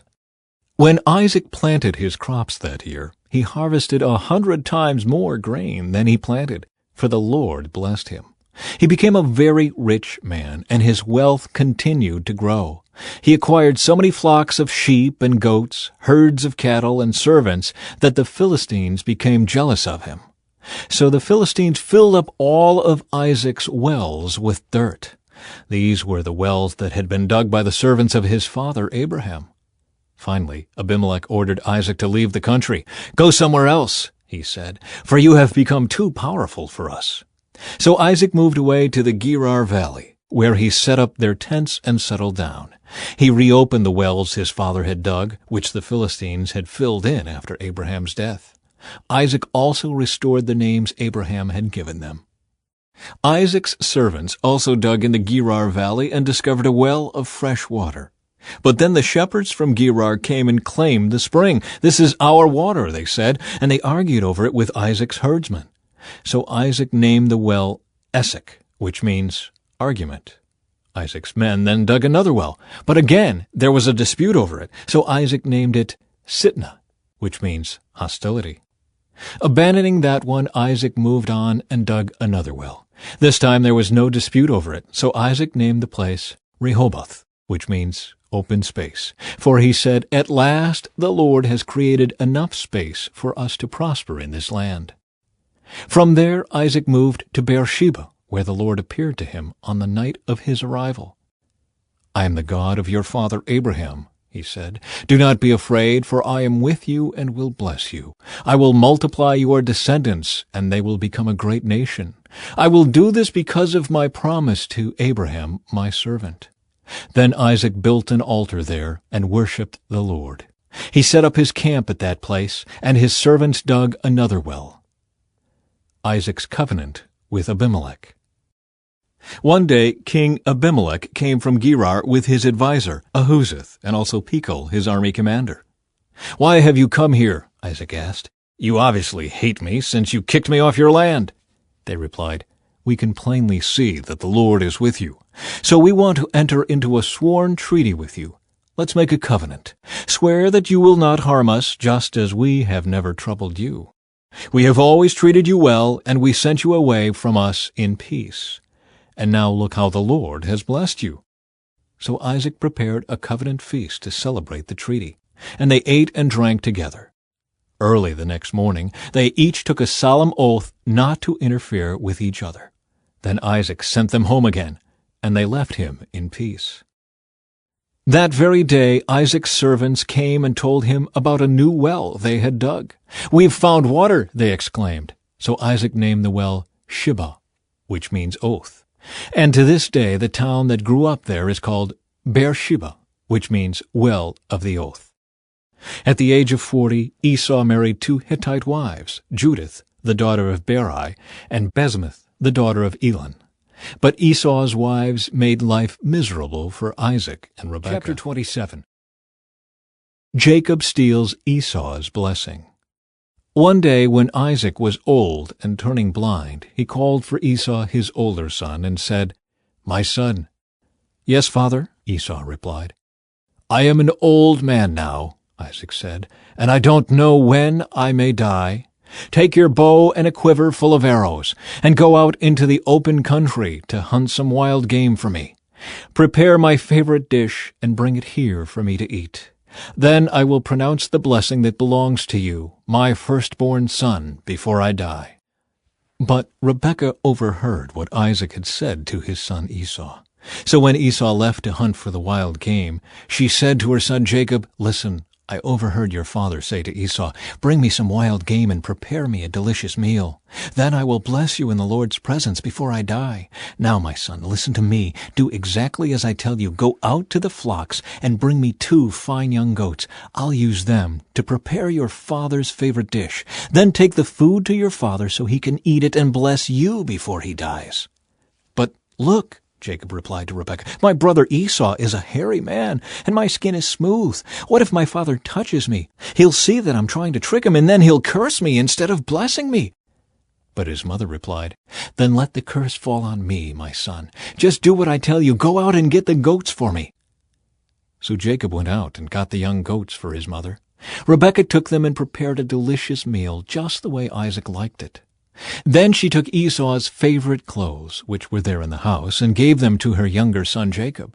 She covered his arms and the smooth part of his neck with the skin of the young goats. Then she gave Jacob the delicious meal, including freshly baked bread. So Jacob took the food to his father. "My father?" he said. "Yes, my son," Isaac answered. "Who are you, Esau or Jacob?" Jacob replied, "It's Esau, your firstborn son. I've done as you told me. Here is the wild game. Now sit up and eat it, so you can give me your blessing." Isaac asked, "How did you find it so quickly, my son?" "The Lord your God put it in my path," Jacob replied. Then Isaac said to Jacob, "Come closer so I can touch you and make sure that you really are Esau." So Jacob went closer to his father, and Isaac touched him. "The voice is Jacob's, but the hands are Esau's," Isaac said. But he did not recognize Jacob because Jacob's hands felt hairy, just like Esau's. So Isaac prepared to bless Jacob.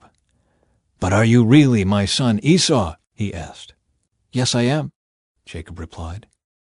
Then Isaac said, "Now, my son, bring me the wild game. Let me eat it, and then I will give you my blessing."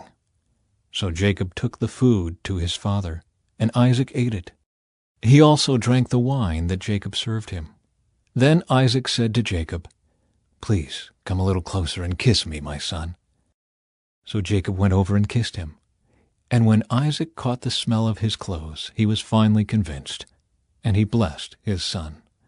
He said, "Ah, the smell of my son is like the smell of the outdoors, which the Lord has blessed.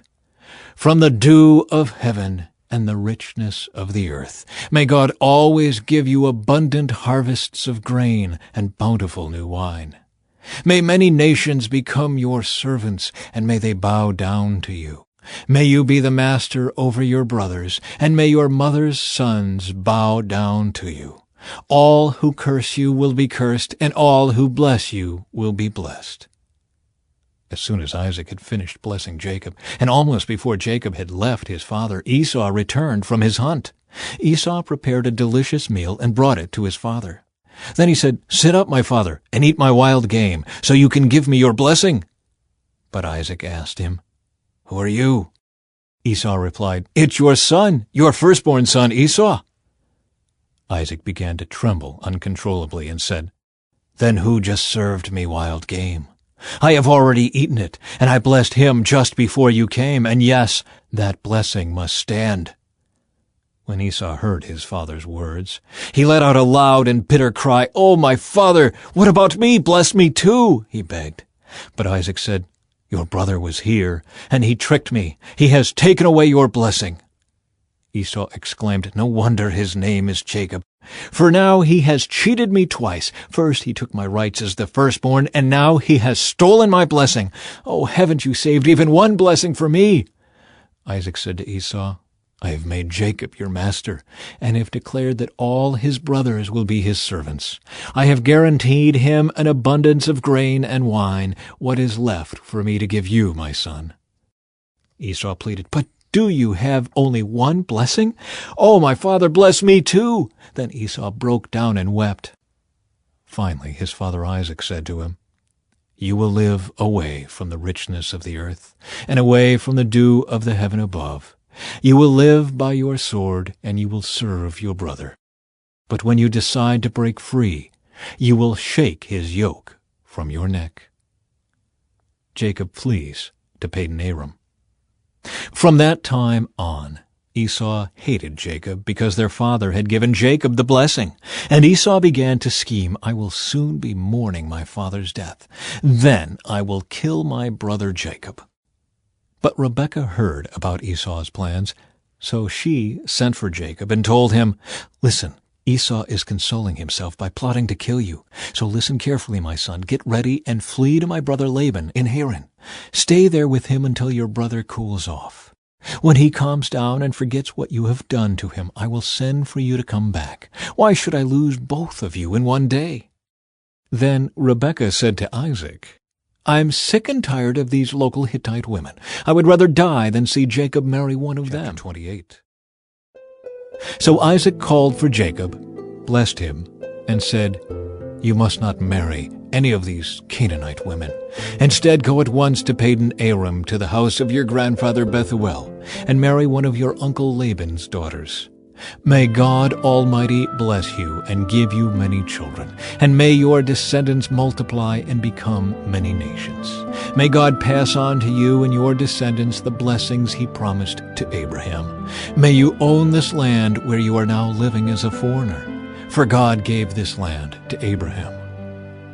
So Isaac sent Jacob away, and he went to Padan-aram to stay with his uncle Laban, his mother's brother, the son of Bethuel the Aramean. Esau knew that his father Isaac had blessed Jacob and sent him to Padan-aram to find a wife, and that he had warned Jacob, "You must not marry a Canaanite woman." He also knew that Jacob had obeyed his parents and gone to Padan-aram. It was now very clear to Esau that his father did not like the local Canaanite women. So Esau visited his uncle Ishmael's family and married one of Ishmael's daughters in addition to the wives he already had. His new wife's name was Mahalath. She was the sister of Nebaioth and the daughter of Ishmael, Abraham's son. Jacob's dream at Bethel. Meanwhile, Jacob left Beersheba and traveled toward Haran. At sundown he arrived at a good place to set up camp and stopped there for the night. Jacob found a stone to rest his head against and lay down to sleep. As he slept, he dreamed of a stairway that reached from the earth up to heaven, and he saw the angels of God going up and down the stairway. At the top of the stairway stood the Lord, and he said, "I am the Lord, the God of your grandfather Abraham, and the God of your father Isaac. The ground you are lying on belongs to you. I am giving it to you and your descendants. Your descendants will be as numerous as the dust of the earth. They will spread out in all directions, to the west and the east, to the north and the south, and all the families of the earth will be blessed through you and your descendants. What's more, I am with you, and I will protect you wherever you go. One day I will bring you back to this land. I will not leave you until I have finished giving you everything I have promised you." Then Jacob awoke from his sleep and said, "Surely the Lord is in this place, and I wasn't even aware of it." But he was also afraid and said, "What an awesome place this is! It is none other than the house of God, the very gateway to heaven." The next morning Jacob got up very early. He took the stone he had rested his head against, and he set it upright as a memorial pillar. Then he poured olive oil over it. He named that place Bethel, which means house of God, although the name of the nearby village was Luz. Then Jacob made this vow, "If God will indeed be with me and protect me on this journey, and if he will provide me with food and clothing, and if I return safely to my father's home, then the Lord will certainly be my God. And this memorial pillar I have set up will become a place for worshiping God, and I will present to God a tenth of everything he gives me." Chapter 29. Jacob arrives at Padanaram. Then Jacob hurried on, finally arriving in the land of the east. He saw a well in the distance. 3 flocks of sheep and goats lay in an open field beside it, waiting to be watered. But a heavy stone covered the mouth of the well. It was the custom there to wait for all the flocks to arrive before removing the stone and watering the animals. Afterward, the stone would be placed back over the mouth of the well. Jacob went over to the shepherds and asked, "Where are you from, my friends?" "We are from Haran," they answered. "Do you know a man there named Laban, the grandson of Nahor?" he asked. "Yes, we do," they replied. "Is he doing well?"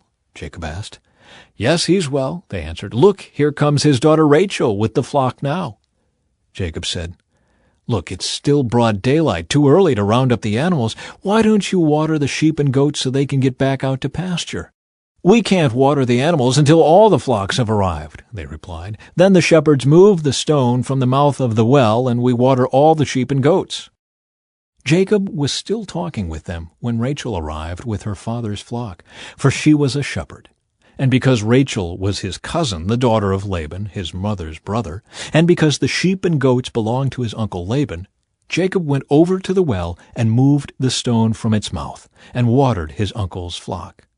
Then Jacob kissed Rachel, and he wept aloud. He explained to Rachel that he was her cousin on her father's side, the son of her aunt Rebekah. So Rachel quickly ran and told her father Laban. As soon as Laban heard that his nephew Jacob had arrived, he ran out to meet him. He embraced and kissed him and brought him home. When Jacob had told him his story, Laban exclaimed, "You really are my own flesh and blood." Jacob marries Leah and Rachel. After Jacob had stayed with Laban for about a month, Laban said to him, "You shouldn't work for me without pay just because we are relatives. Tell me how much your wages should be." Now Laban had 2 daughters. The older daughter was named Leah, and the younger one was Rachel. There was no sparkle in Leah's eyes, but Rachel had a beautiful figure and a lovely face. Since Jacob was in love with Rachel, he told her father, "I'll work for you for 7 years if you'll give me Rachel, your younger daughter, as my wife." "Agreed," Laban replied. "I'd rather give her to you than to anyone else. Stay and work with me." So Jacob worked 7 years to pay for Rachel. But his love for her was so strong that it seemed to him but a few days. Finally the time came for him to marry her. "I have fulfilled my agreement," Jacob said to Laban. "Now give me my wife so I can marry her." So Laban invited everyone in the neighborhood and prepared a wedding feast. But that night, when it was dark, Laban took Leah to Jacob, and he slept with her. Laban had given Leah a servant, Zilpah, to be her maid. But when Jacob woke up in the morning, it was Leah. "What have you done to me?" Jacob raged at Laban. "I worked 7 years for Rachel. Why have you tricked me?" "It's not our custom here to marry off a younger daughter ahead of the firstborn," Laban replied. "But wait until the bridal week is over. Then we'll give you Rachel too, provided you promise to work another 7 years for me." So Jacob agreed to work 7 more years. A week after Jacob had married Leah, Laban gave him Rachel too. Laban gave Rachel a servant, Bilhah, to be her maid. So Jacob slept with Rachel too, and he loved her much more than Leah. He then stayed and worked for Laban the additional 7 years. Jacob's many children. When the Lord saw that Leah was unloved, he enabled her to have children, but Rachel could not conceive. So Leah became pregnant and gave birth to a son. She named him Reuben, for she said, "The Lord has noticed my misery, and now my husband will love me." She soon became pregnant again and gave birth to another son. She named him Simeon, for she said, "The Lord heard that I was unloved and has given me another son." Then she became pregnant a third time and gave birth to another son. She named him Levi, for she said, "Surely this time my husband will feel affection for me, since I have given him 3 sons." Once again Leah became pregnant and gave birth to another son. She named him Judah, for she said, "Now I will praise the Lord." And then she stopped having children. Chapter 30. When Rachel saw that she wasn't having any children for Jacob, she became jealous of her sister. She pleaded with Jacob, "Give me children or I'll die." Then Jacob became furious with Rachel. "Am I God?" he asked. "He's the one who has kept you from having children." Then Rachel told him, "Take my maid Bilhah and sleep with her. She will bear children for me, and through her I can have a family too." So Rachel gave her servant Bilhah to Jacob as a wife, and he slept with her. Bilhah became pregnant and presented him with a son. Rachel named him Dan, for she said, "God has vindicated me. He has heard my request and given me a son." Then Bilhah became pregnant again and gave Jacob a second son. Rachel named him Naphtali, for she said, "I have struggled hard with my sister, and I'm winning." Meanwhile, Leah realized that she wasn't getting pregnant anymore, so she took her servant Zilpah and gave her to Jacob as a wife. Soon Zilpah presented him with a son. Leah named him Gad, for she said, "How fortunate I am." Then Zilpah gave Jacob a second son, and Leah named him Asher, for she said, "What joy is mine! Now the other women will celebrate with me." One day during the wheat harvest, Reuben found some mandrakes growing in a field and brought them to his mother Leah. Rachel begged Leah, "Please give me some of your son's mandrakes." But Leah angrily replied, "Wasn't it enough that you stole my husband? Now will you steal my son's mandrakes too?" Rachel answered, "I will let Jacob sleep with you tonight if you give me some of the mandrakes." So that evening, as Jacob was coming home from the fields, Leah went out to meet him. "You must come and sleep with me tonight," she said. "I have paid for you with some mandrakes that my son found." So that night he slept with Leah. And God answered Leah's prayers. She became pregnant again and gave birth to a 5th son for Jacob. She named him Issachar, for she said, "God has rewarded me for giving my servant to my husband as a wife." Then Leah became pregnant again and gave birth to a 6th son for Jacob. She named him Zebulun, for she said, "God has given me a good reward. Now my husband will treat me with respect, for I have given him 6 sons. Later she gave birth to a daughter and named her Dinah. Then God remembered Rachel's plight and answered her prayers by enabling her to have children. She became pregnant and gave birth to a son. "God has removed my disgrace," she said, and she named him Joseph. For she said, "May the Lord add yet another son to my family." Jacob's wealth increases. Soon after Rachel had given birth to Joseph, Jacob said to Laban, "Please release me so I can go home to my own country. Let me take my wives and children, for I have earned them by serving you, and let me be on my way. You certainly know how hard I have worked for you." "Please, listen to me," Laban replied. "I have become wealthy, for the Lord has blessed me because of you. Tell me how much I owe you. Whatever it is, I'll pay it." Jacob replied, "You know how hard I've worked for you, and how your flocks and herds have grown under my care.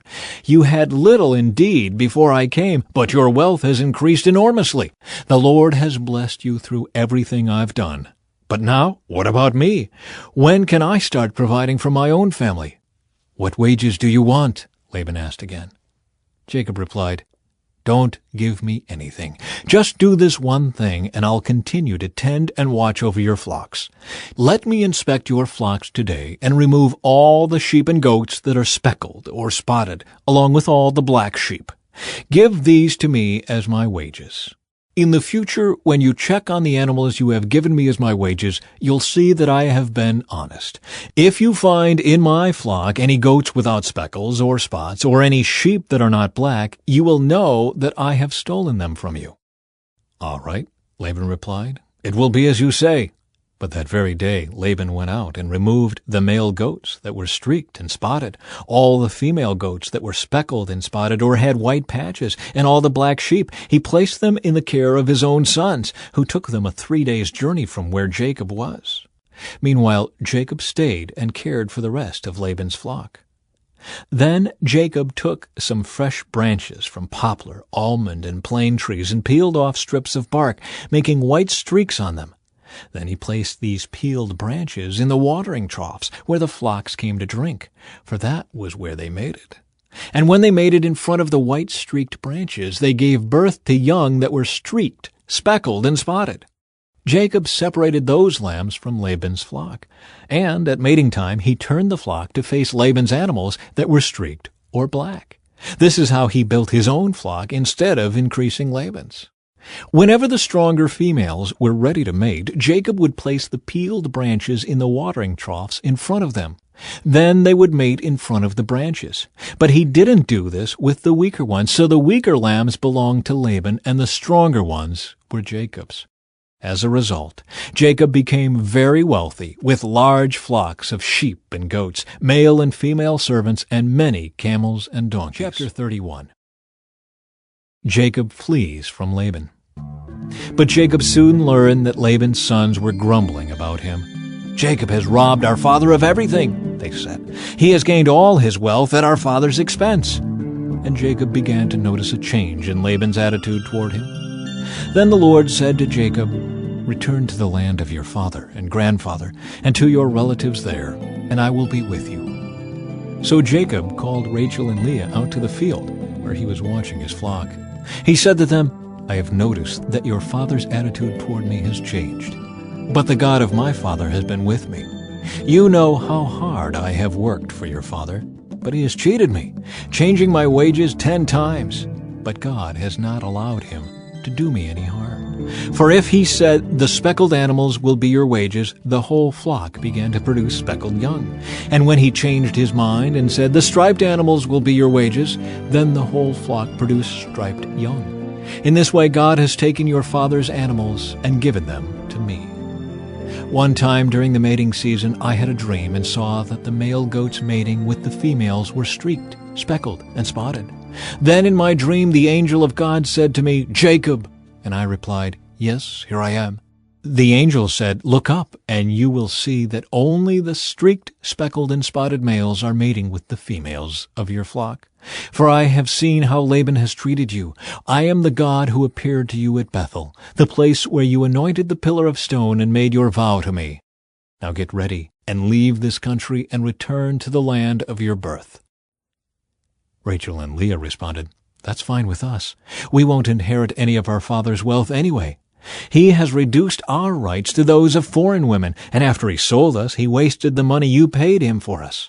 All the wealth God has given you from our father legally belongs to us and our children, so go ahead and do whatever God has told you." So Jacob put his wives and children on camels, and he drove all his livestock in front of him. He packed all the belongings he had acquired in Padan Aram and set out for the land of Canaan, where his father Isaac lived. At the time they left, Laban was some distance away, shearing his sheep. Rachel stole her father's household idols and took them with her. Jacob outwitted Laban the Aramean, for they set out secretly and never told Laban they were leaving. So Jacob took all his possessions with him and crossed the Euphrates River, heading for the hill country of Gilead. Laban pursues Jacob. 3 days later, Laban was told that Jacob had fled. So he gathered a group of his relatives and set out in hot pursuit. He caught up with Jacob 7 days later in the hill country of Gilead. But the previous night, God had appeared to Laban the Aramean in a dream and told him, "I'm warning you. leave Jacob alone." Laban caught up with Jacob as he was camped in the hill country of Gilead, and he set up his camp not far from Jacob's. "What do you mean by stealing away like this?" Laban demanded. "How dare you drag my daughters away like prisoners of war? Why did you slip away secretly? Why did you steal away? And why didn't you say you wanted to leave? I would have given you a farewell feast with singing and music, accompanied by tambourines and harps. Why didn't you let me kiss my daughters and grandchildren and tell them goodbye? You have acted very foolishly.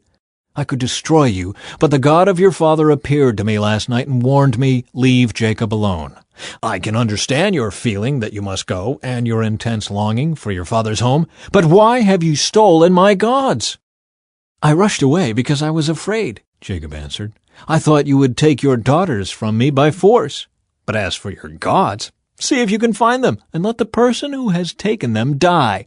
And if you find anything else that belongs to you, identify it before all these relatives of ours, and I will give it back." But Jacob did not know that Rachel had stolen the household idols. Laban went first into Jacob's tent to search there, then into Leah's, and then the tents of the 2 servant wives. But he found nothing. Finally, he went into Rachel's tent. But Rachel had taken the household idols and hidden them in her camel's saddle, and now she was sitting on them. When Laban had thoroughly searched her tent without finding them, she said to her father, "Please, sir, forgive me if I don't get up for you. I'm having my monthly period."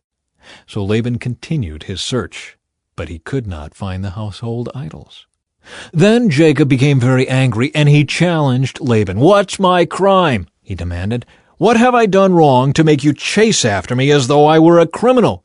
You have rummaged through everything I own. Now show me what you found that belongs to you. Set it out here in front of us before our relatives for all to see. Let them judge between us.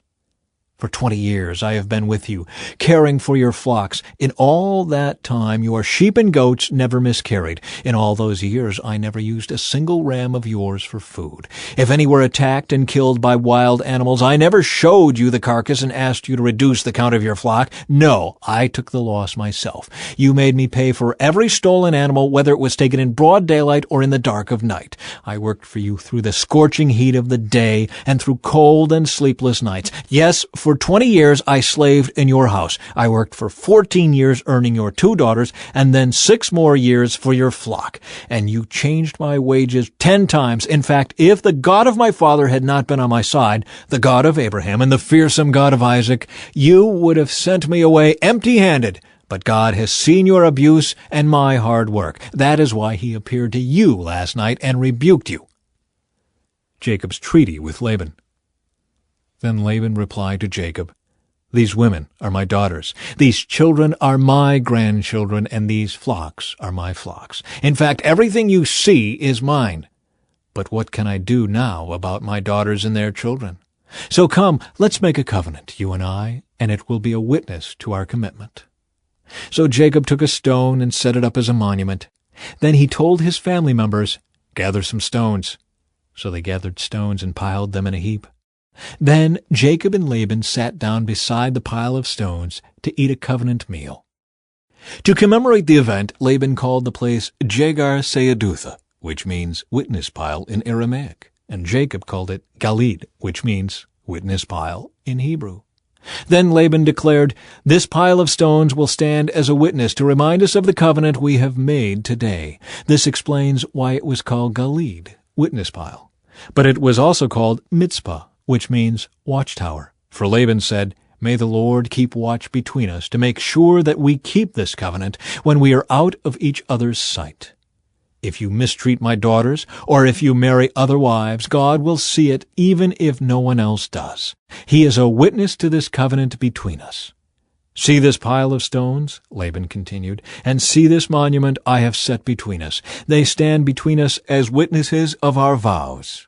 I will never pass this pile of stones to harm you, and you must never pass these stones or this monument to harm me. I call on the God of our ancestors, the God of your grandfather Abraham and the God of my grandfather Nahor, to serve as a judge between us." So Jacob took an oath before the fearsome God of his father Isaac to respect the boundary line. Then Jacob offered a sacrifice to God there on the mountain and invited everyone to a covenant feast.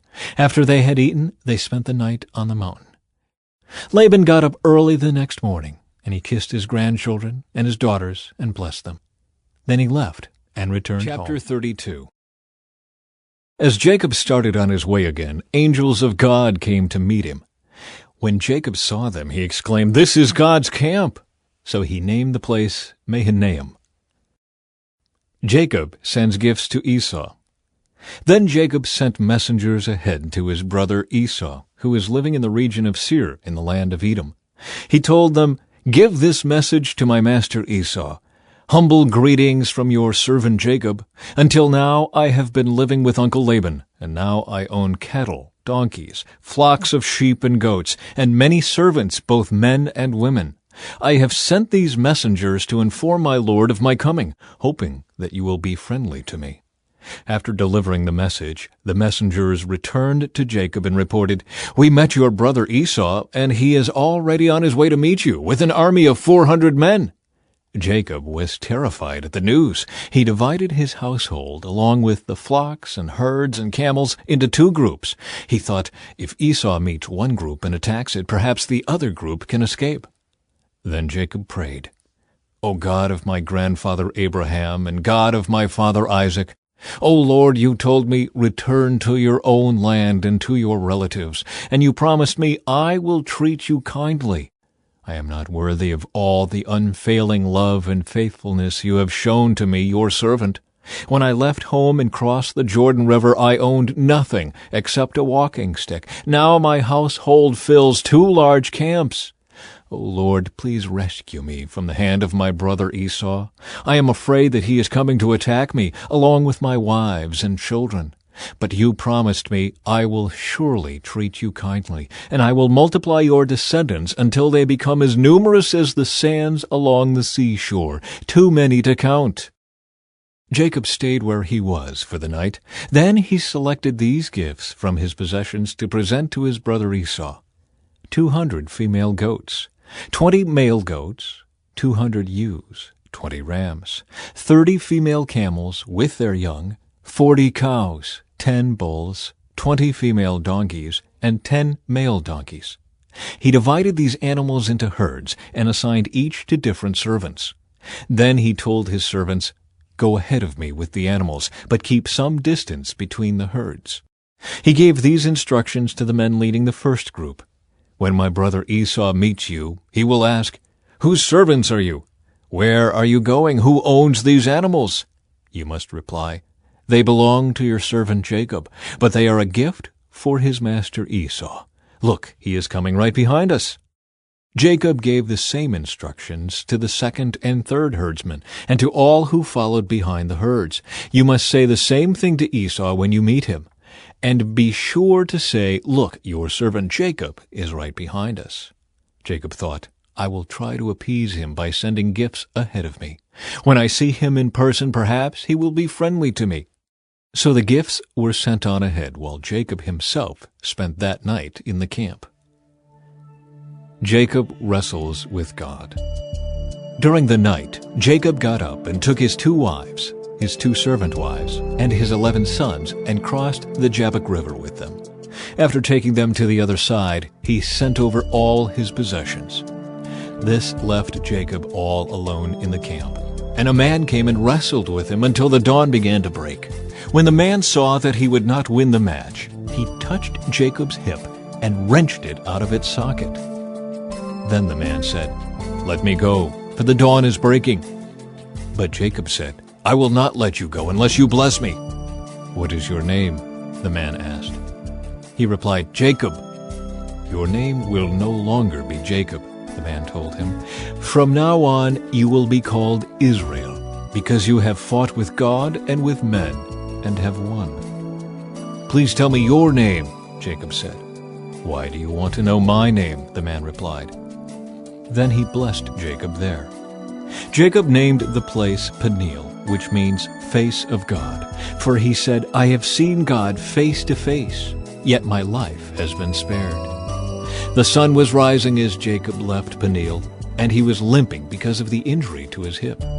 Even today, the people of Israel don't eat the tendon near the hip socket because of what happened that night when the man strained the tendon of Jacob's hip.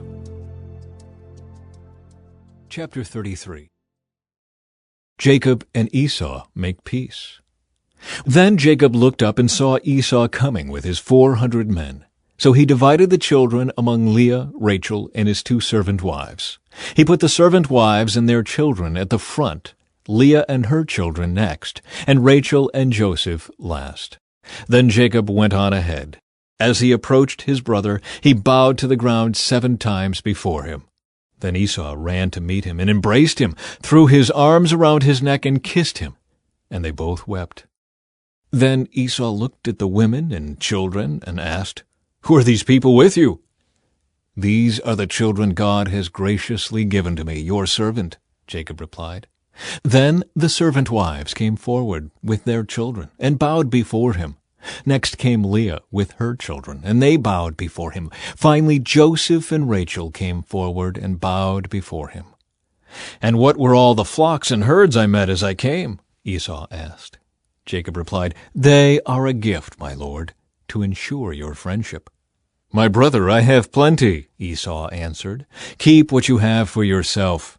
But Jacob insisted, "No, if I have found favor with you, please accept this gift from me. And what a relief to see your friendly smile. It is like seeing the face of God. Please take this gift I have brought you. For God has been very gracious to me. I have more than enough." And because Jacob insisted, Esau finally accepted the gift. "Well," Esau said, "let's be going. I will lead the way." But Jacob replied, "You can see, my lord, that some of the children are very young, and the flocks and herds have their young too. If they are driven too hard, even for one day, all the animals could die. Please, my lord, go ahead of your servant. We will follow slowly at a pace that is comfortable for the livestock and the children. I will meet you at Seir." "All right," Esau said, "but at least let me assign some of my men to guide and protect you." Jacob responded, "That's not necessary. It's enough that you've received me warmly, my lord." So Esau turned around and started back to Seir that same day. Jacob, on the other hand, traveled on to Succoth. There he built himself a house and made shelters for his livestock. That is why the place was named Succoth, which means shelters. Later, having traveled all the way from Padan Aram, Jacob arrived safely at the town of Shechem in the land of Canaan. There he set up camp outside the town. Jacob bought the plot of land where he camped from the family of Hamor, the father of Shechem, for 100 pieces of silver.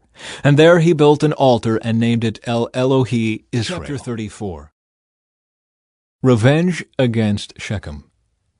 One day, Dinah, the daughter of Jacob and Leah, went to visit some of the young women who lived in the area. But when the local prince Shechem, son of Hamor the Hivite, saw Dinah, he seized her and raped her. But then he fell in love with her, and he tried to win her affection with tender words. He said to his father Hamor, "Get me this young girl. I want to marry her." Soon Jacob heard that Shechem had defiled his daughter Dinah. But since his sons were out in the fields herding his livestock, he said nothing until they returned. Hamor, Shechem's father, came to discuss the matter with Jacob. Meanwhile, Jacob's sons had come in from the field as soon as they heard what had happened. They were shocked and furious that their sister had been raped. Shechem had done a disgraceful thing against Jacob's family, something that should never be done. Hamor tried to speak with Jacob and his sons. "My son Shechem is truly in love with your daughter," he said. "Please let him marry her. In fact, let's arrange other marriages too. You give us your daughters for our sons, and we will give you our daughters for your sons. And you may live among us. The land is open to you. Settle here and trade with us, and feel free to buy property in the area." Then Shechem himself spoke to Dinah's father and brothers. "Please be kind to me and let me marry her," he begged. "I will give you whatever you ask. No matter what dowry or gift you demand, I will gladly pay it. Just give me the girl as my wife." But since Shechem had defiled their sister Dinah, Jacob's sons responded deceitfully to Shechem and his father Hamor. They said to them, "We couldn't possibly allow this, because you're not circumcised. It would be a disgrace for our sister to marry a man like you." But Here is a solution. If every man among you will be circumcised, like we are, then we will give you our daughters, and will take your daughters for ourselves. We will live among you and become one people. But if you don't agree to be circumcised, we will take her and be on our way." Hamor and his son Shechem agreed to their proposal. Shechem wasted no time in acting on this request, for he wanted Jacob's daughter desperately. Shechem was a highly respected member of his family, and he went with his father Hamor to present this proposal to the leaders at the town gate. "These men are our friends," they said. "Let's invite them to live here among us and trade freely. Look, the land is large enough to hold them. We can take their daughters as wives and let them marry ours. But they will consider staying here and becoming one people with us only if all of our men are circumcised, just as they are. But if we do this, all their livestock and possessions will eventually be ours. Come, let's agree to their terms and let them settle here among us." So all the men in the town council agreed with Hamor and Shechem, and every male in the town was circumcised. But 3 days later, when their wounds were still sore, 2 of Jacob's sons, Simeon and Levi, who were Dinah's full brothers, took their swords and entered the town without opposition. Then they slaughtered every male there, including Hamor and his son Shechem. They killed them with their swords, then took Dinah from Shechem's house and returned to their camp. Meanwhile, the rest of Jacob's sons arrived. Finding the men slaughtered, they plundered the town because their sister had been defiled there. They seized all the flocks and herds and donkeys, everything they could lay their hands on, both inside the town and outside in the fields. They looted all their wealth and plundered their houses. They also took all their little children and wives and led them away as captives. Afterward, Jacob said to Simeon and Levi, "You have ruined me. You've made me stink among all the people of this land, among all the Canaanites and Perizzites. We are so few that they will join forces and crush us. I will be ruined, and my entire household will be wiped out." "But why should we let him treat our sister like a prostitute?" they retorted angrily. Chapter 35. Jacob's return to Bethel. Then God said to Jacob, "Get ready and move to Bethel and settle there. Build an altar there to the God who appeared to you when you fled from your brother Esau." So Jacob told everyone in his household, "Get rid of all your pagan idols, purify yourselves, and put on clean clothing. We are now going to Bethel, where I will build an altar to the God who answered my prayers when I was in distress. He has been with me wherever I have gone." So they gave Jacob all their pagan idols and earrings, and he buried them under the great tree near Shechem. As they set out, a terror from God spread over the people in all the towns of that area, so no one attacked Jacob's family. Eventually, Jacob and his household arrived at Luz, also called Bethel, in Canaan. Jacob built an altar there and named the place El Bethel, which means God of Bethel, because God had appeared to him there when he was fleeing from his brother Esau. Soon after this, Rebekah's old nurse Deborah died. She was buried beneath the oak tree in the valley below Bethel. Ever since, the tree has been called Elon Bakuth, which means Oak of Weeping. Now that Jacob had returned from Padan Aram, God appeared to him again at Bethel. God blessed him, saying, "Your name is Jacob, but you will not be called Jacob any longer. From now on, your name will be Israel." So God renamed him Israel. Then God said, "I am El Shaddai, God Almighty. Be fruitful and multiply. You will become a great nation, even many nations. Kings will be among your descendants, and I will give you the land I once gave to Abraham and Isaac. Yes, I will give it to you and your descendants after you." Then God went up from the place where he had spoken to Jacob. Jacob set up a stone pillar to mark the place where God had spoken to him. Then he poured wine over it as an offering to God and anointed the pillar with olive oil. And Jacob named the place Bethel, which means house of God, because God had spoken to him there. The deaths of Rachel and Isaac. Leaving Bethel, Jacob and his clan moved on toward Ephrath. But Rachel went into labor while they were still some distance away. Her labor pains were intense. After a very hard delivery, the midwife finally exclaimed, "Don't be afraid, you have another son." Rachel was about to die, but with her last breath, she named the baby Ben-Oni, which means son of my sorrow. The baby's father, however, called him Benjamin, which means son of my right hand. So Rachel died and was buried on the way to Ephrath, that is, Bethlehem. Jacob set up a stone monument over Rachel's grave, and it can be seen there to this day. Then Jacob traveled on and camped beyond Migdal-Eder. While he was living there, Reuben had intercourse with Bilhah, his father's concubine, and Jacob soon heard about it. These are the names of the 12 sons of Jacob. The sons of Leah were Reuben, Jacob's oldest son, Simeon, Levi, Judah, Issachar, and Zebulun. The sons of Rachel were Joseph and Benjamin. The sons of Bilhah, Rachel's servant, were Dan and Naphtali. The sons of Zilpah, Leah's servant, were Gad and Asher. These are the names of the sons who were born to Jacob at Padan-aram. So Jacob returned to his father Isaac in Mamre, which is near Kiriath Arba, now called Hebron, where Abraham and Isaac had both lived as foreigners. Isaac lived for 180 years. Then he breathed his last and died at a ripe old age, joining his ancestors in death. And his sons, Esau and Jacob, buried him. Chapter 36. Descendants of Esau. This is the account of the descendants of Esau, also known as Edom.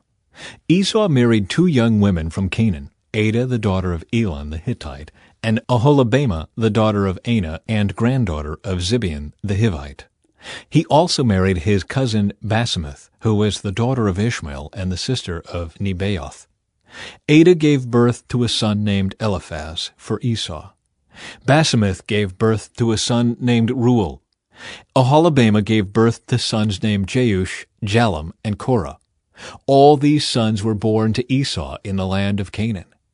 Esau took his wives, his children, and his entire household, along with his livestock and cattle, all the wealth he had acquired in the land of Canaan, and moved away from his brother Jacob.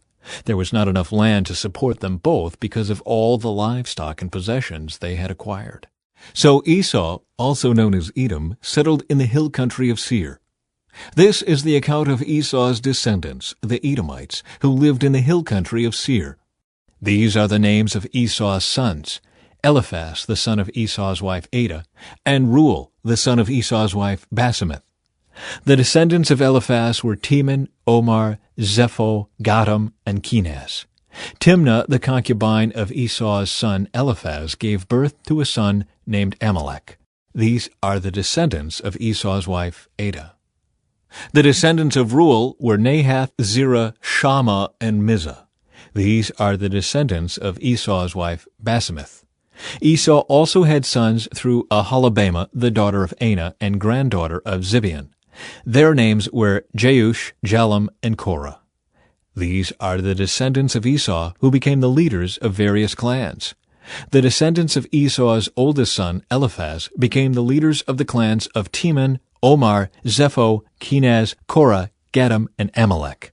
These are the clan leaders in the land of Edom who descended from Eliphaz. All these were descendants of Esau's wife, Adah. The descendants of Esau's son Reuel became the leaders of the clans of Nahath, Zerah, Shammah, and Mizah.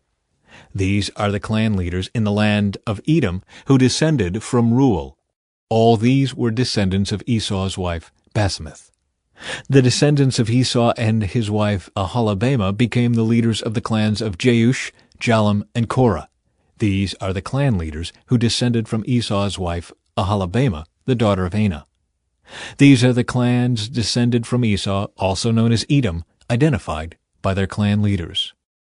Original peoples of Edom. These are the names of the tribes that descended from Seir the Horite.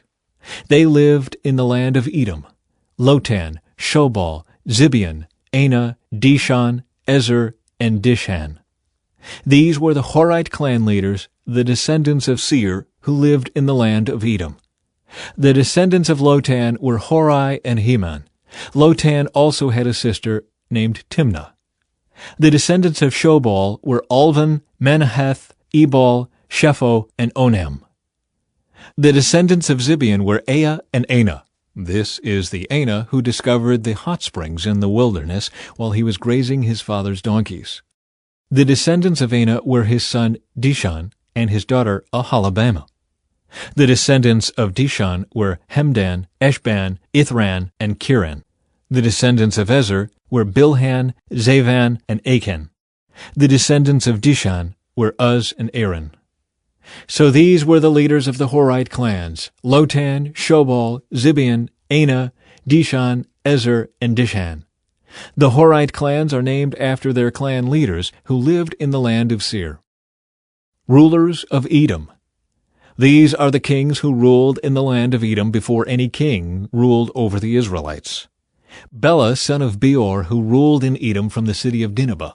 After Bela died, Jobab, son of Zerah, from Basra, became king in his place.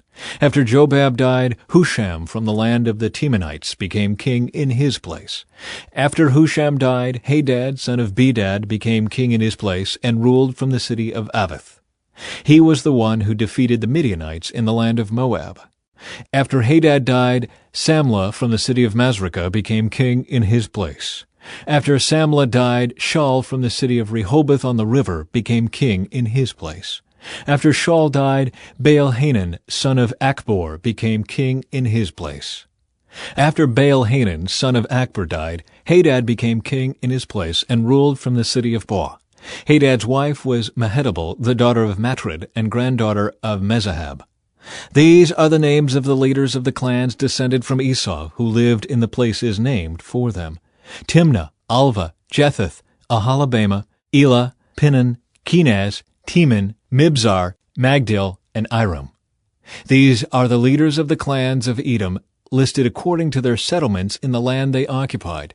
They all descended from Esau, the ancestor of the Edomites. Chapter 37. Joseph's Dreams.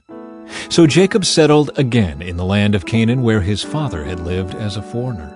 This is the account of Jacob and his family.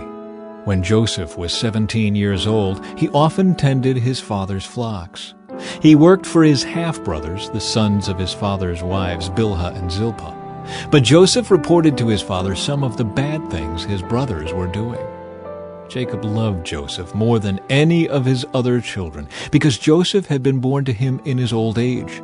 So one day Jacob had a special gift made for Joseph, a beautiful robe. But his brothers hated Joseph because their father loved him more than the rest of them. They couldn't say a kind word to him. One night, Joseph had a dream, and when he told his brothers about it, they hated him more than ever. "Listen to this dream," he said. "We were out in the field, tying up bundles of grain. Suddenly my bundle stood up, and your bundles all gathered around and bowed low before mine." His brothers responded, "So you think you will be our king, do you? Do you actually think you will reign over us?" And they hated him all the more because of his dreams and the way he talked about them. Soon Joseph had another dream, and again he told his brothers about it. "Listen, I have had another dream," he said. "The sun, moon, and 11 stars bowed low before me." This time he told the dream to his father as well as to his brothers. But his father scolded him. "What kind of dream is that?" he asked. "Will your mother and I and your brothers actually come and bow to the ground before you?" But while his brothers were jealous of Joseph, his father wondered what the dreams meant. Soon after this, Joseph's brothers went to pasture their father's flocks at Shechem. When they had been gone for some time, Jacob said to Joseph, "Your brothers are pasturing the sheep at Shechem. Get ready, and I will send you to them." "I'm ready to go," Joseph replied. "Go and see how your brothers and the flocks are getting along," Jacob said. "Then come back and bring me a report." So Jacob sent him on his way, and Joseph traveled to Shechem from their home in the valley of Hebron. When he arrived there, a man from the area noticed him wandering around the countryside. "What are you looking for?" he asked. "I'm looking for my brothers," Joseph replied. "Do you know where they are pasturing their sheep?" "Yes," the man told him. "They have moved on from here, but I heard them say, 'Let's go on to Dothan.'" So Joseph followed his brothers to Dothan and found them there. Joseph sold into slavery. When Joseph's brothers saw him coming, they recognized him in the distance. As he approached, they made plans to kill him. "Here comes the dreamer," they said. "Come on, let's kill him and throw him into one of these cisterns. We can tell our father a wild animal has eaten him. Then we'll see what becomes of his dreams." But when Reuben heard of their scheme, he came to Joseph's rescue. "Let's not kill him," he said. "Why should we shed any blood? Let's just throw him into this empty cistern here in the wilderness. Then he'll die without our laying a hand on him." Reuben was secretly planning to rescue Joseph and return him to his father. So when Joseph arrived, his brothers ripped off the beautiful robe he was wearing. Then they grabbed him and threw him into the cistern. Now the cistern was empty. There was no water in it. Then, just as they were sitting down to eat, they looked up and saw a caravan of camels in the distance coming toward them. It was a group of Ishmaelite traders taking a load of gum, balm, and aromatic resin from Gilead down to Egypt. Judah said to his brothers, "What will we gain by killing our brother? His blood would just give us a guilty conscience. Instead of hurting him, let's sell him to those Ishmaelite traders. After all, he is our brother, our own flesh and blood." And his brothers agreed. So when the Ishmaelites, who were Midianite traders, came by, Joseph's brothers pulled him out of the cistern and sold him to them for 20 pieces of silver. And the traders took him to Egypt. Some time later, Reuben returned to get Joseph out of the cistern. When he discovered that Joseph was missing, he tore his clothes in grief. Then he went back to his brothers and lamented, "The boy is gone. What will I do now?" Then the brothers killed a young goat and dipped Joseph's robe in its blood. They sent the beautiful robe to their father with this message, "Look at what we found. Doesn't this robe belong to your son?" Their father recognized it immediately. "Yes," he said, "it is my son's robe. A wild animal must have eaten him. Joseph has clearly been torn to pieces." Then Jacob tore his clothes and dressed himself in burlap. He mourned deeply for his son for a long time. His family all tried to comfort him, but he refused to be comforted. "I will go to my grave mourning for my son," he would say, and then he would weep. Meanwhile, the Midianite traders arrived in Egypt, where they sold Joseph to Potiphar, an officer of Pharaoh, the king of Egypt. Potiphar was captain of the palace guard. Chapter 38. Judah and Tamar. About this time, Judah left home and moved to Adullam, where he stayed with a man named Hira. There he saw a Canaanite woman, the daughter of Shua, and he married her. When he slept with her, she became pregnant and gave birth to a son, and he named the boy Then she became pregnant again and gave birth to another son, and she named him Onan. And when she gave birth to a third son, she named him Shelah. At the time of Shelah's birth, they were living at Chezib. In the course of time, Judah arranged for his firstborn son to marry a young woman named Tamar. But was a wicked man in the Lord's sight, so the Lord took his life. Then Judah said to Er's brother Onan, "Go and marry Tamar, as our law requires of the brother of a man who has died. You must produce an heir for your brother." But Onan was not willing to have a child who would not be his own heir. So whenever he had intercourse with his brother's wife, he spilled the semen on the ground. This prevented her from having a child who would belong to his brother. But the Lord considered it evil for Onan to deny a child to his dead brother. So the Lord took Onan's life too. Then Judah said to Tamar, his daughter-in-law, "Go back to your parents' home and remain a widow until my son Shelah is old enough to marry you." But Judah didn't really intend to do this, because he was afraid Shelah would also die like his two brothers. So Tamar went back to live in her father's home. Some years later, Judah's wife died. After the time of mourning was over, Judah and his friend Hira the Adullamite went up to Timnah to supervise the shearing of his sheep. Someone told Tamar, "Look, your father-in-law is going up to Timnah to shear his sheep." Tamar was aware that Shelah had grown up, but no arrangements had been made for her to come and marry him. So she changed out of her widow's clothing and covered herself with a veil to disguise herself. Then she sat beside the road at the entrance to the village of Enam, which is on the road to Timnah. Judah noticed her and thought she was a prostitute, since she had covered her face. So he stopped and propositioned her. "Let me have sex with you," he said, not realizing that she was his own daughter-in-law. "How much will you pay to have sex with me?" Tamar asked. "I'll send you a young goat from my flock," Judah promised. "But what will you give me to guarantee that you will send the goat?" she asked. "What kind of guarantee do you want?" he replied. She answered, "Leave me your identification seal and its cord, and the walking stick you are carrying." So Judah gave them to her. Then he had intercourse with her, and she became pregnant. Afterward she went back home, took off her veil, and put on her widow's clothing as usual. Later Judah asked his friend Hira the Adullamite to take the young goat to the woman and to pick up the things he had given her as his guarantee. But Hira couldn't find her. So he asked the men who lived there, "Where can I find the shrine prostitute who was sitting beside the road at the entrance to Enaim?" "We've never had a shrine prostitute here," they replied. So Hira returned to Judah and told him, "I couldn't find her anywhere, and the men of the village claim they've never had a shrine prostitute there." "Then let her keep the things I gave her," Judah said. "I sent the young goat as we agreed, but you couldn't find her. We'd be the laughing stock of the village if we went back again to look for her." About 3 months later, Judah was told, "Tamar, your daughter-in-law, has acted like a prostitute, and now, because of this, she's pregnant." "Bring her out and let her be burned," Judah demanded.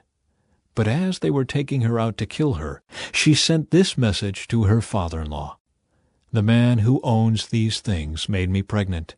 Look closely, whose seal and cord and walking stick are these?" Judah recognized them immediately and said, "She is more righteous than I am, because I didn't arrange for her to marry my son Shelah." And Judah never slept with Tamar again. When the time came for Tamar to give birth, it was discovered that she was carrying twins. While she was in labor, one of the babies reached out his hand. The midwife grabbed it and tied a scarlet string around the child's wrist, announcing, "This one came out first." But then he pulled back his hand, and out came his brother. "What?" the midwife exclaimed. "How did you break out first?" So he was named Perez. Then the baby with the scarlet string on his wrist was born, and he was named Zerah. Chapter 39.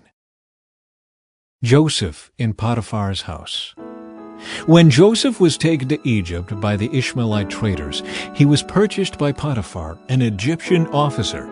Potiphar was captain of the guard for Pharaoh, the king of Egypt. The Lord was with Joseph, so he succeeded in everything he did as he served in the home of his Egyptian master. Potiphar noticed this and realized that the Lord was with Joseph, giving him success in everything he did. This pleased Potiphar, so he soon made Joseph his personal attendant. He put him in charge of his entire household and everything he owned. From the day Joseph was put in charge of his master's household and property, the Lord began to bless Potiphar's household for Joseph's sake. All his household affairs ran smoothly, and his crops and livestock flourished. So Potiphar gave Joseph complete administrative responsibility over everything he owned. With Joseph there, he didn't worry about a thing except what kind of food to eat. Joseph was a very handsome and well-built young man, and Potiphar's wife soon began to look at him lustfully. "Come and sleep with me," she demanded. But Joseph refused. "Look," he told her, "my master trusts me with everything in his entire household. No one here has more authority than I do. He has held back nothing from me except you, because you are his wife. How could I do such a wicked thing? It would be a great sin against God." She kept putting pressure on Joseph day after day, but he refused to sleep with her, and he kept out of her way as much as possible. One day, however, no one else was around when he went in to do his work. She came and grabbed him by his cloak, demanding, "Come on, sleep with me." Joseph tore himself away, but he left his cloak in her hand as he ran from the house. When she saw that she was holding his cloak and he had fled, she called out to her servants. Soon all the men came running. "Look," she said, "my husband has brought this Hebrew slave here to make fools of us. He came into my room to rape me, but I screamed. When he heard me scream, he ran outside and got away, but he left his cloak behind with me." She kept the cloak with her until her husband came home. Then she told him her story. "That Hebrew slave you've brought into our house tried to come in and fool around with me," she said. "But when I screamed, he ran outside, leaving his cloak with me." Joseph put in prison. Potiphar was furious when he heard his wife's story about how Joseph had treated her, so he took Joseph and threw him into the prison where the king's prisoners were held, and there he remained. But the Lord was with Joseph in the prison, and showed him his faithful love. And the Lord made Joseph a favorite with the prison warden. Before long, the warden put Joseph in charge of all the other prisoners and over everything that happened in the prison. The warden had no more worries because Joseph took care of everything. The Lord was with him and caused everything he did to succeed. Chapter 40. Joseph interprets 2 dreams. Some time later, Pharaoh's chief cupbearer and chief baker offended their royal master. Pharaoh became angry with these 2 officials, and he put them in the prison where Joseph was, in the palace of the captain of the guard. They remained in prison for quite some time, and the captain of the guard assigned them to Joseph, who looked after them. While they were in prison, Pharaoh's cupbearer and baker each had a dream one night, and each dream had its own meaning. When Joseph saw them the next morning, he noticed that they both looked upset.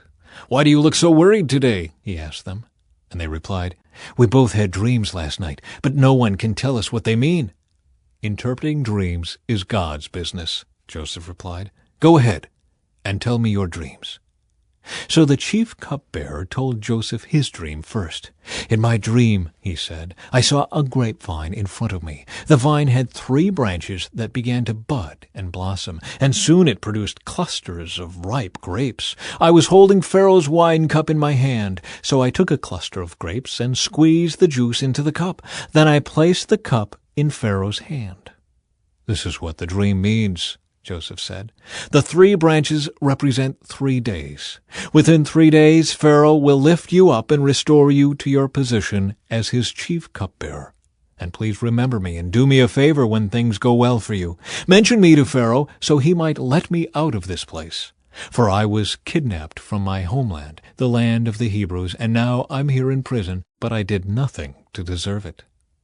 When the chief baker saw that Joseph had given the first dream such a positive interpretation, he said to Joseph, "I had a dream too. In my dream, there were 3 baskets of white pastries stacked on my head. The top basket contained all kinds of pastries for Pharaoh, but the birds came and ate them from the basket on my head." "This is what the dream means," Joseph told him. "The 3 baskets also represent 3 days. 3 days from now, Pharaoh will lift you up and impale your body on a pole. Then birds will come and peck away at your flesh." Pharaoh's birthday came 3 days later, and he prepared a banquet for all his officials and staff. He summoned his chief cupbearer and chief baker to join the other officials. He then restored the chief cupbearer to his former position so he could again hand Pharaoh his cup. But Pharaoh impaled the chief baker just as Joseph had predicted when he interpreted his dream. Pharaoh's chief cupbearer, however, forgot all about Joseph, never giving him another thought. Chapter 41. Pharaoh's dreams. 2 full years later, Pharaoh dreamed that he was standing on the bank of the Nile River. In his dream, he saw 7 fat, healthy cows come up out of the river and begin grazing in the marsh grass.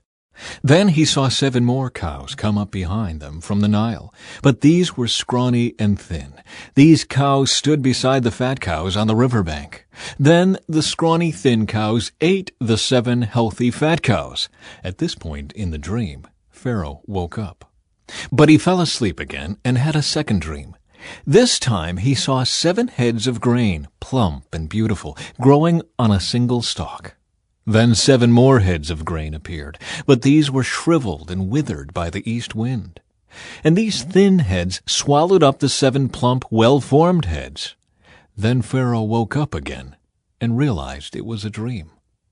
The next morning Pharaoh was very disturbed by the dreams, so he called for all the magicians and wise men of Egypt. When Pharaoh told them his dreams, not one of them could tell him what they meant. Finally, the king's chief cupbearer spoke up. "Today I have been reminded of my failure," he told Pharaoh. "Some time ago you were angry with the chief baker and me, and you imprisoned us in the palace of the captain of the guard. One night the chief baker and I each had a dream, and each dream had its own meaning. There was a young Hebrew man with us in the prison who was a slave of the captain of the guard. We told him our dreams, and he told us what each of our dreams meant. And everything happened just as he had predicted. I was restored to my position as cupbearer, and the chief baker was executed and impaled on a pole. Pharaoh sent for Joseph at once, and he was quickly brought from the prison. After he shaved and changed his clothes, he went in and stood before Pharaoh. Then Pharaoh said to Joseph, "I had a dream last night, and no one here can tell me what it means. But I have heard that when you hear about a dream, you can interpret it." "It is beyond my power to do this," Joseph replied. "But God can tell you what it means and set you at ease." So Pharaoh told Joseph his dream. "In my dream," he said, "I was standing on the bank of the Nile River, and I saw 7 fat, healthy cows come up out of the river and begin grazing in the marsh grass. But then I saw 7 sick-looking cows, scrawny and thin, come up after them. I've never seen such sorry-looking animals in all the land of Egypt. These thin, scrawny cows ate the 7 fat cows, but afterward you wouldn't have known it, for they were still as thin and scrawny as before. Then I woke up. Then I fell asleep again, and I had another dream. This time I saw 7 heads of grain, full and beautiful, growing on a single stalk. Then 7 more heads of grain appeared, but these were blighted, shriveled, and withered by the east wind. And the shriveled heads swallowed the 7 healthy heads. I told these dreams to the magicians, but no one could tell me what they mean." Joseph responded, "Both of Pharaoh's dreams mean the same thing. God is telling Pharaoh in advance what he is about to do. The 7 healthy cows and the 7 healthy heads of grain both represent 7 years of prosperity. The 7 thin, scrawny cows that came up later and the 7 thin heads of grain withered by the east wind represent 7 years of famine. This will happen just as I have described it, for God has revealed to Pharaoh in advance what he is about to do. The next 7 years will be a period of great prosperity throughout the land of Egypt. But afterward there will be 7 years of famine so great that all the prosperity will be forgotten in Egypt. Famine will destroy the land. This famine will be so severe that even the memory of the good years will be erased. As for having 2 similar dreams, it means that these events have been decreed by God, and he will soon make them happen. Therefore, Pharaoh should find an intelligent and wise man and put him in charge of the entire land of Egypt. Then Pharaoh should appoint supervisors over the land and let them collect 1/5 of all the crops during the 7 good years. Have them gather all the food produced in the good years that are just ahead and bring it to Pharaoh's storehouses. Store it away and guard it so there will be food in the cities. That way there will be enough to eat when the 7 years of famine come to the land of Egypt. Otherwise, this famine will destroy the land." Joseph made ruler of Egypt. Joseph's suggestions were well received by Pharaoh and his officials. So Pharaoh asked his officials, "Can we find anyone else like this man so obviously filled with the Spirit of God?" Then Pharaoh said to Joseph, "Since God has revealed the meaning of the dreams to you, clearly no one else is as intelligent or wise as you are. You will be in charge of my court, and all my people will take orders from you. Only I, sitting on my throne, will have a rank higher than yours." Pharaoh said to Joseph, "I hereby put you in charge of the entire land of Egypt." Then Pharaoh removed his signet ring from his hand and placed it on Joseph's finger. He dressed him in fine linen clothing and hung a gold chain around his neck. Then he had Joseph ride in the chariot reserved for his second in command, and wherever Joseph went, the command was shouted, "Kneel down!" So Pharaoh put Joseph in charge of all Egypt. And Pharaoh said to him, "I am Pharaoh, but no one will lift a hand or foot in the entire land of Egypt without your approval." Then Pharaoh gave Joseph a new Egyptian name, Zaphanath-Paneah. He also gave him a wife, whose name was Asenath. She was the daughter of Potipherah, the priest of On. So Joseph took charge of the entire land of Egypt. He was 30 years old when he began serving in the court of Pharaoh, the king of Egypt. And when Joseph left Pharaoh's presence, he inspected the entire land of Egypt. As predicted, for 7 years the land produced bumper crops. During those years, Joseph gathered all the crops grown in Egypt and stored the grain from the surrounding fields in the cities. He piled up huge amounts of grain like sand on the seashore. Finally, he stopped keeping records because there was too much to measure. During this time, before the first of the famine years, 2 sons were born to Joseph and his wife Asenath, the daughter of Potipherah, the priest of On. Joseph named his older son Manasseh, for he said, "God has made me forget all my troubles and everyone in my father's family." Joseph named his second son Ephraim, for he said, "God has made me fruitful in this land of my grief." At last, the 7 years of bumper crops throughout the land of Egypt came to an end. Then the 7 years of famine began, just as Joseph had predicted. The famine also struck all the surrounding countries, but throughout Egypt there was plenty of food. Eventually, however, the famine spread throughout the land of Egypt as well, and when the people cried out to Pharaoh for food, he told them, "Go to Joseph and do whatever he tells you." So with severe famine everywhere, Joseph opened up the storehouses and distributed grain to the Egyptians, for the famine was severe throughout the land of Egypt. And people from all around came to Egypt to buy grain from Joseph because the famine was severe throughout the world. Chapter 42. Joseph's brothers go to Egypt. When Jacob heard that grain was available in Egypt, he said to his sons, "Why are you standing around looking at one another? I have heard there is grain in Egypt. Go down there and buy enough grain to keep us alive. Otherwise we'll die." So Joseph's 10 older brothers went down to Egypt to buy grain. But Jacob wouldn't let Joseph's younger brother Benjamin go with them, for fear some harm might come to him. So Jacob's sons arrived in Egypt along with others to buy food, for the famine was in Canaan as well. Since Joseph was governor of all Egypt and in charge of selling grain to all the people, it was to him that his brothers came. When they arrived, they bowed before him with their faces to the ground. Joseph recognized his brothers instantly, but he pretended to be a stranger and spoke harshly to them.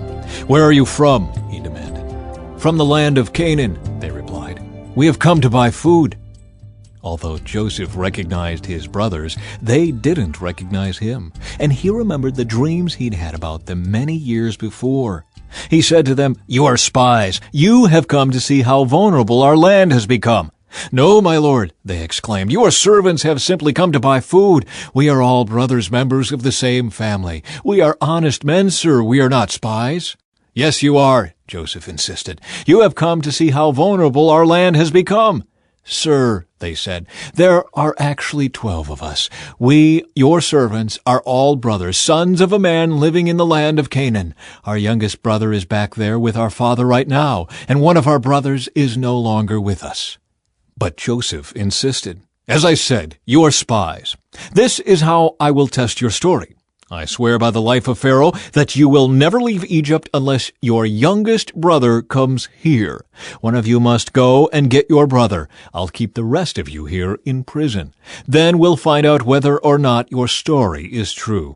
By the life of Pharaoh, if it turns out that you don't have a younger brother, then I'll know you are spies."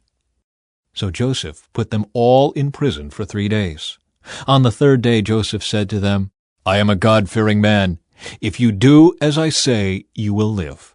If you really are honest men, choose one of your brothers to remain in prison. The rest of you may go home with grain for your starving families. But you must bring your youngest brother back to me. This will prove that you are telling the truth, and you will not die." To this they agreed. Speaking among themselves, they said, "Clearly we are being punished because of what we did to Joseph long ago. We saw his anguish when he pleaded for his life, but we wouldn't listen. That's why we're in this trouble." "Didn't I tell you not to sin against the boy?" Reuben asked. "But you wouldn't listen, and now we have to answer for his blood." Of course, they didn't know that Joseph understood them, for he had been speaking to them through an interpreter. Now he turned away from them and began to weep. When he regained his composure, he spoke to them again. Then he chose Simeon from among them and had him tied up right before their eyes. Joseph then ordered his servants to fill the men's sacks with grain, but he also gave secret instructions to return each brother's payment at the top of his sack. He also gave them supplies for their journey home. So the brothers loaded their donkeys with the grain and headed for home. But when they stopped for the night and one of them opened his sack to get grain for his donkey, he found his money in the top of his sack. "Look," he exclaimed to his brothers, "my money has been returned. It's here in my sack." Then their hearts sank. Trembling, they said to each other, "What has God done to us?" When the brothers came to their father Jacob in the land of Canaan, they told him everything that had happened to them. "The man who is governor of the land spoke very harshly to us," they told him. "He accused us of being spies, scouting the land. But we said, 'We are honest men, not spies. We are 12 brothers, sons of one father. One brother is no longer with us, and the youngest is at home with our father in the land of Canaan.' Then the man who is governor of the land told us, 'This is how I will find out if you are honest men. Leave one of your brothers here with me, and take grain for your starving families and go on home. But you must bring your youngest brother back to me. Then I will know you are honest men and not spies. Then I will give you back your brother, and you may trade freely in the land.' As they emptied out their sacks, there in each man's sack was the bag of money he had paid for the grain. The brothers and their father were terrified when they saw the bags of money. Jacob exclaimed, 'You are robbing me of my children. Joseph is gone, Simeon is gone, and now you want to take Benjamin too. Everything is going against me.' Then Reuben said to his father, 'You may kill my 2 sons if I don't bring Benjamin back to you. I'll be responsible for him, and I promise to bring him back.' But Jacob replied, 'My son will not go down with you. His brother Joseph is dead, and he is all I have left. If anything should happen to him on your journey, you would send this grieving white-haired man to his grave.'" Chapter 43. The brothers returned to Egypt. But the famine continued to ravage the land of Canaan. When the grain they had brought from Egypt was almost gone, Jacob said to his sons, "Go back and buy us a little more food." But Judah said, "The man was serious when he warned us. You won't see my face again unless your brother is with you. If you send Benjamin with us, we will go down and buy more food. But if you don't let Benjamin go, we won't go either. Remember, the man said, 'You won't see my face again unless your brother is with you.'" "Why were you so cruel to me?" Jacob moaned. "Why did you tell him you had another brother?" "The man kept asking us questions about our family," they replied. "He asked, 'Is your father still alive? Do you have another brother?' So we answered his questions. How could we know he would say, 'Bring your brother down here'?" Judah said to his father, "Send the boy with me, and we will be on our way. Otherwise we will all die of starvation, and not only we, but you and our little ones. I personally guarantee his safety. You may hold me responsible if I don't bring him back to you. Then let me bear the blame forever. If we hadn't wasted all this time, we could have gone and returned twice by now." So their father Jacob finally said to them, "If it can't be avoided, then at least do this. Pack your bags with the best products of this land. Take them down to the man as gifts: balm, honey, gum, aromatic resin, pistachio nuts, and almonds. Also take double the money that was put back in your sacks, as it was probably someone's mistake. Then take your brother and go back to the man. May God Almighty give you mercy as you go before the man, so that he will release Simeon and let Benjamin return. But if I must lose my children, so be it." So the men packed Jacob's gifts and doubled the money and headed off with Benjamin. They finally arrived in Egypt and presented themselves to Joseph. When Joseph saw Benjamin with them, he said to the manager of his household, "These men will eat with me this noon. Take them inside the palace. Then go slaughter an animal and prepare a big feast." So the man did as Joseph told him, and took them into Joseph's palace. The brothers were terrified when they saw that they were being taken into Joseph's house. "It's because of the money someone put in our sacks last time we were here," they said. "He plans to pretend that we stole it. Then he will seize us, make us slaves, and take our donkeys." A feast at Joseph's palace. The brothers approached the manager of Joseph's household and spoke to him at the entrance to the palace. "Sir," they said. "We came to Egypt once before to buy food, but as we were returning home, we stopped for the night and opened our sacks. Then we discovered that each man's money, the exact amount paid, was in the top of his sack. Here it is. We have brought it back with us. We also have additional money to buy more food. We have no idea who put our money in our sacks." "Relax. Don't be afraid," the household manager told them. "Your God, the God of your father, must have put this treasure into your sacks. I know I received your payment." Then he released Simeon and brought him out to them.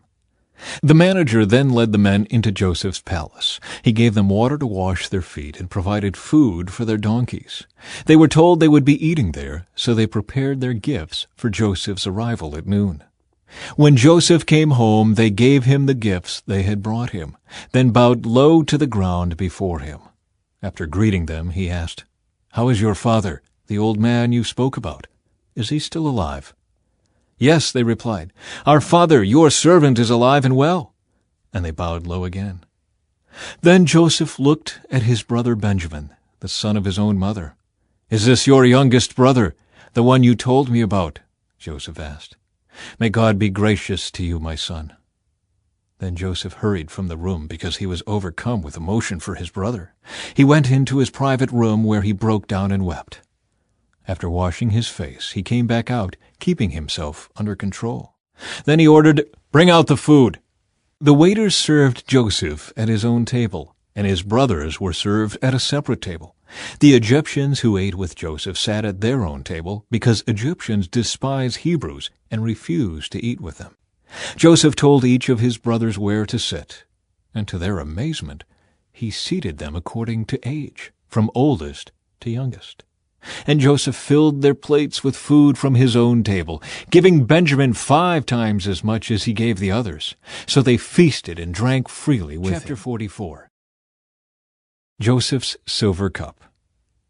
When his brothers were ready to leave, Joseph gave these instructions to his palace manager. "Fill each of their sacks with as much grain as they can carry and put each man's money back into his sack.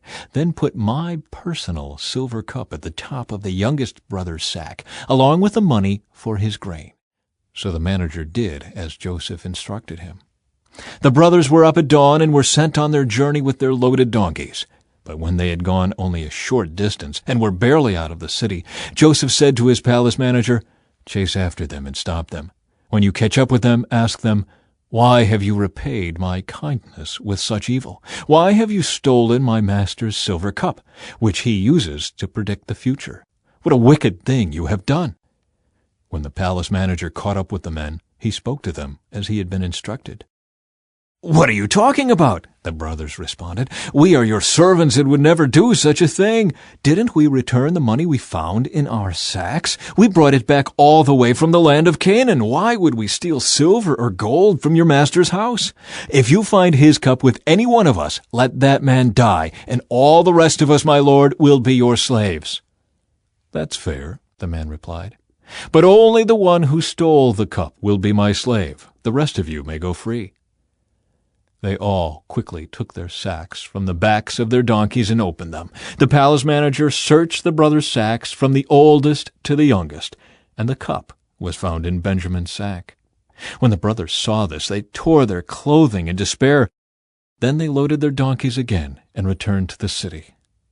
Joseph was still in his palace when Judah and his brothers arrived, and they fell to the ground before him. "What have you done?" Joseph demanded. "Don't you know that a man like me can predict the future?" Judah answered, "Oh, my lord, what can we say to you? How can we explain this? How can we prove our innocence? God is punishing us for our sins. My lord, we have all returned to be your slaves, all of us, not just our brother who had your cup in his sack." "No," Joseph said, "I would never do such a thing. Only the man who stole the cup will be my slave. The rest of you may go back to your father in peace." Judah speaks for his brothers. Then Judah stepped forward and said, "Please, my lord, let your servant say just one word to you. Please do not be angry with me, even though you are as powerful as Pharaoh himself. My lord, previously you asked us, your servants, 'Do you have a father or a brother?' And we responded, Yes, my lord, we have a father who is an old man, and his youngest son is a child of his old age. His full brother is dead, and he alone is left of his mother's children. And his father loves him very much. And you said to us, Bring him here so I can see him with my own eyes. But we said to you, My lord, the boy cannot leave his father, for his father would die. But you told us, Unless your youngest brother comes with you, you will never see my face again. So we returned to your servant, our father, and told him what you had said. Later, when he said, Go back again and buy us more food, we replied, We can't go unless you let our youngest brother go with us. We'll never get to see the man's face unless our youngest brother is with us. Then my father said to us, As you know, my wife had 2 sons, and one of them went away and never returned. Doubtless he was torn to pieces by some wild animal. I have never seen him since. Now, if you take his brother away from me, and any harm comes to him, you will send this grieving white-haired man to his grave. And now, my lord, I cannot go back to my father without the boy. Our father's life is bound up in the boy's life. If he sees that the boy is not with us, our father will die. We, your servants, will indeed be responsible for sending that grieving white-haired man to his grave. My lord, I guaranteed to my father that I would take care of the boy. I told him, If I don't bring him back to you, I will bear the blame forever. So please, my lord, let me stay here as a slave instead of the boy, and let the boy return with his brothers. For how can I return to my father if the boy is not with me? I couldn't bear to see the anguish this would cause my father. Chapter 45. Joseph reveals his identity. Joseph could stand it no longer. There were many people in the room, and he said to his attendants, Out, all of you! So he was alone with his brothers when he told them who he was. Then he broke down and wept. He wept so loudly the Egyptians could hear him, and word of it quickly carried to Pharaoh's palace. I am Joseph, he said to his brothers. Is my father still alive? But his brothers were speechless. They were stunned to realize that Joseph was standing there in front of them. Please come closer, he said to them. So they came closer. And he said again, I am Joseph, your brother, whom you sold into slavery in Egypt. But don't be upset, and don't be angry with yourselves for selling me to this place. It was God who sent me here, ahead of you, to preserve your lives. This famine that has ravaged the land for 2 years will last 5 more years, and there will be neither plowing nor harvesting. God has sent me ahead of you to keep you and your families alive, and to preserve many survivors. So it was God who sent me here, not you, and he is the one who made me an advisor to Pharaoh, the manager of his entire palace, and the governor of all Egypt. Now hurry back to my father and tell him, This is what your son Joseph says. God has made me master over all the land of Egypt, so come down to me immediately. You can live in the region of Goshen, where you can be near me with all your children and grandchildren, your flocks and herds, and everything you own. I will take care of you there, for there are still 5 years of famine ahead of us. Otherwise, you, your household, and all your animals will starve. Then Joseph added, Look, you can see for yourselves, and so can my brother Benjamin, that I really am Joseph. Go tell my father of my honored position here in Egypt. Describe for him everything you have seen, and then bring my father here quickly. Weeping with joy, he embraced Benjamin, and Benjamin did the same. Then Joseph kissed each of his brothers and wept over them. And after that, they began talking freely with him.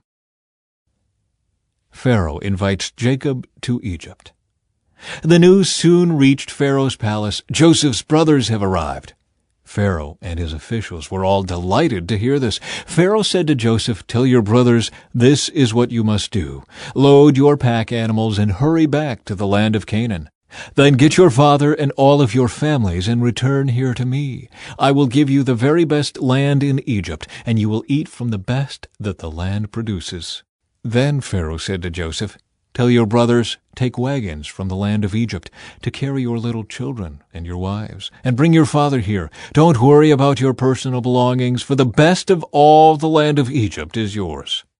So the sons of Jacob did as they were told. Joseph provided them with wagons, as Pharaoh had commanded, and he gave them supplies for the journey. and he gave each of them new clothes. But to Benjamin he gave 5 changes of clothes and 300 pieces of silver. He also sent his father 10 male donkeys loaded with the finest products of Egypt, and 10 female donkeys loaded with grain and bread and other supplies he would need on his journey. So Joseph sent his brothers off, and as they left, he called after them, "Don't quarrel about all this along the way." And they left Egypt and returned to their father Jacob in the land of Canaan. "Joseph is still alive," they told him, "and he is governor of all the land of Egypt." Jacob was stunned at the news. He couldn't believe it. But when they repeated to Jacob everything Joseph had told them, and when he saw the wagons Joseph had sent to carry him, their father's spirits revived. Then Jacob exclaimed, "It must be true. My son Joseph is alive. I must go and see him before I die." Chapter 46. Jacob's journey to Egypt. So Jacob set out for Egypt with all his possessions. And when he came to Beersheba, he offered sacrifices to the God of his father Isaac. During the night, God spoke to him in a vision. "Jacob, Jacob," he called. "Here I am," Jacob replied. "I am God, the God of your father," the voice said. "Do not be afraid to go down to Egypt, for there I will make your family into a great nation. I will go with you down to Egypt, and I will bring you back again. But you will die in Egypt with Joseph attending to you." So Jacob left Beersheba, and his sons took him to Egypt. They carried him and their little ones and their wives in the wagons Pharaoh had provided for them. They also took all their livestock and all the personal belongings they had acquired in the land of Canaan. So Jacob and his entire family went to Egypt, sons and grandsons, daughters and granddaughters, all his descendants. These are the names of the descendants of Israel, the sons of Jacob, who went to Egypt. Reuben was Jacob's oldest son. The sons of Reuben were Hanok, Palu, Hezron, and Carmi. The sons of Simeon were Jemuel, Jamin, Ohad, Jachin, Zohar, and Shaul. Shaul's mother was a Canaanite woman. The sons of Levi were Gershon, Kohath, and Merari. The sons of Judah were Onan, Shelah, Perez, and Zerah, though and Onan had died in the land of Canaan. The sons of Perez were Hezron and Hamul. The sons of Issachar were Tola, Puah, Jashub, and Shimron. The sons of Zebulun were Sered, Elon, and Jalil. These were the sons of Leah and Jacob who were born in Padan-aram, in addition to their daughter Dinah. The number of Jacob's descendants, male and female, through Leah, was 33. The sons of Gad were Zephon, Haggai, Shunai, Esbon, Eri, Eradai, and Arli. The sons of Asher were Imnah, Ishva, Ishvi, and Beriah. Their sister was Sirah. Beriah's sons were Heber and Melchiel. These were the sons of Zilpah, the servant given to Leah by her father Laban.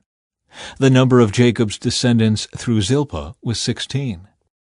The sons of Jacob's wife Rachel were Joseph and Benjamin. Joseph's sons, born in the land of Egypt, were Manasseh and Ephraim.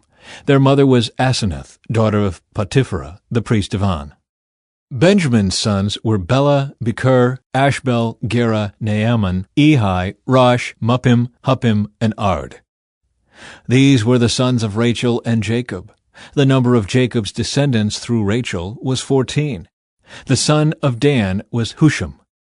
The sons of Naphtali were Jazeel, Guni, Jezer, and Shillem. These were the sons of Bilhah, the servant given to Rachel by her father Laban. The number of Jacob's descendants through Bilhah was 7. The total number of Jacob's direct descendants who went with him to Egypt, not counting his sons' wives, was 66.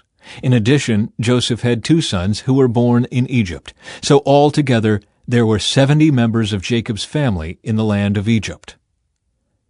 Jacob's family arrives in Goshen. As they neared their destination, Jacob sent Judah ahead to meet Joseph and get directions to the region of Goshen. And when they finally arrived there, Joseph prepared his chariot and traveled to Goshen to meet his father Jacob. When Joseph arrived, he embraced his father and wept, holding him for a long time. Finally, Jacob said to Joseph, "Now I am ready to die, since I have seen your face again, and know you are still alive." And Joseph said to his brothers and to his father's entire family, "I will go to Pharaoh and tell him, 'My brothers and my father's entire family have come to me from the land of Canaan. These men are shepherds, and they raise livestock. They have brought with them their flocks and herds and everything they own.'" Then he said, "When Pharaoh calls for you and asks you about your occupation, you must tell him, 'We, your servants, have raised livestock all our lives, as our ancestors have always done.' When you tell him this, he will let you live here in the region of Goshen, for the Egyptians despise shepherds." Chapter 47. Jacob blesses Pharaoh.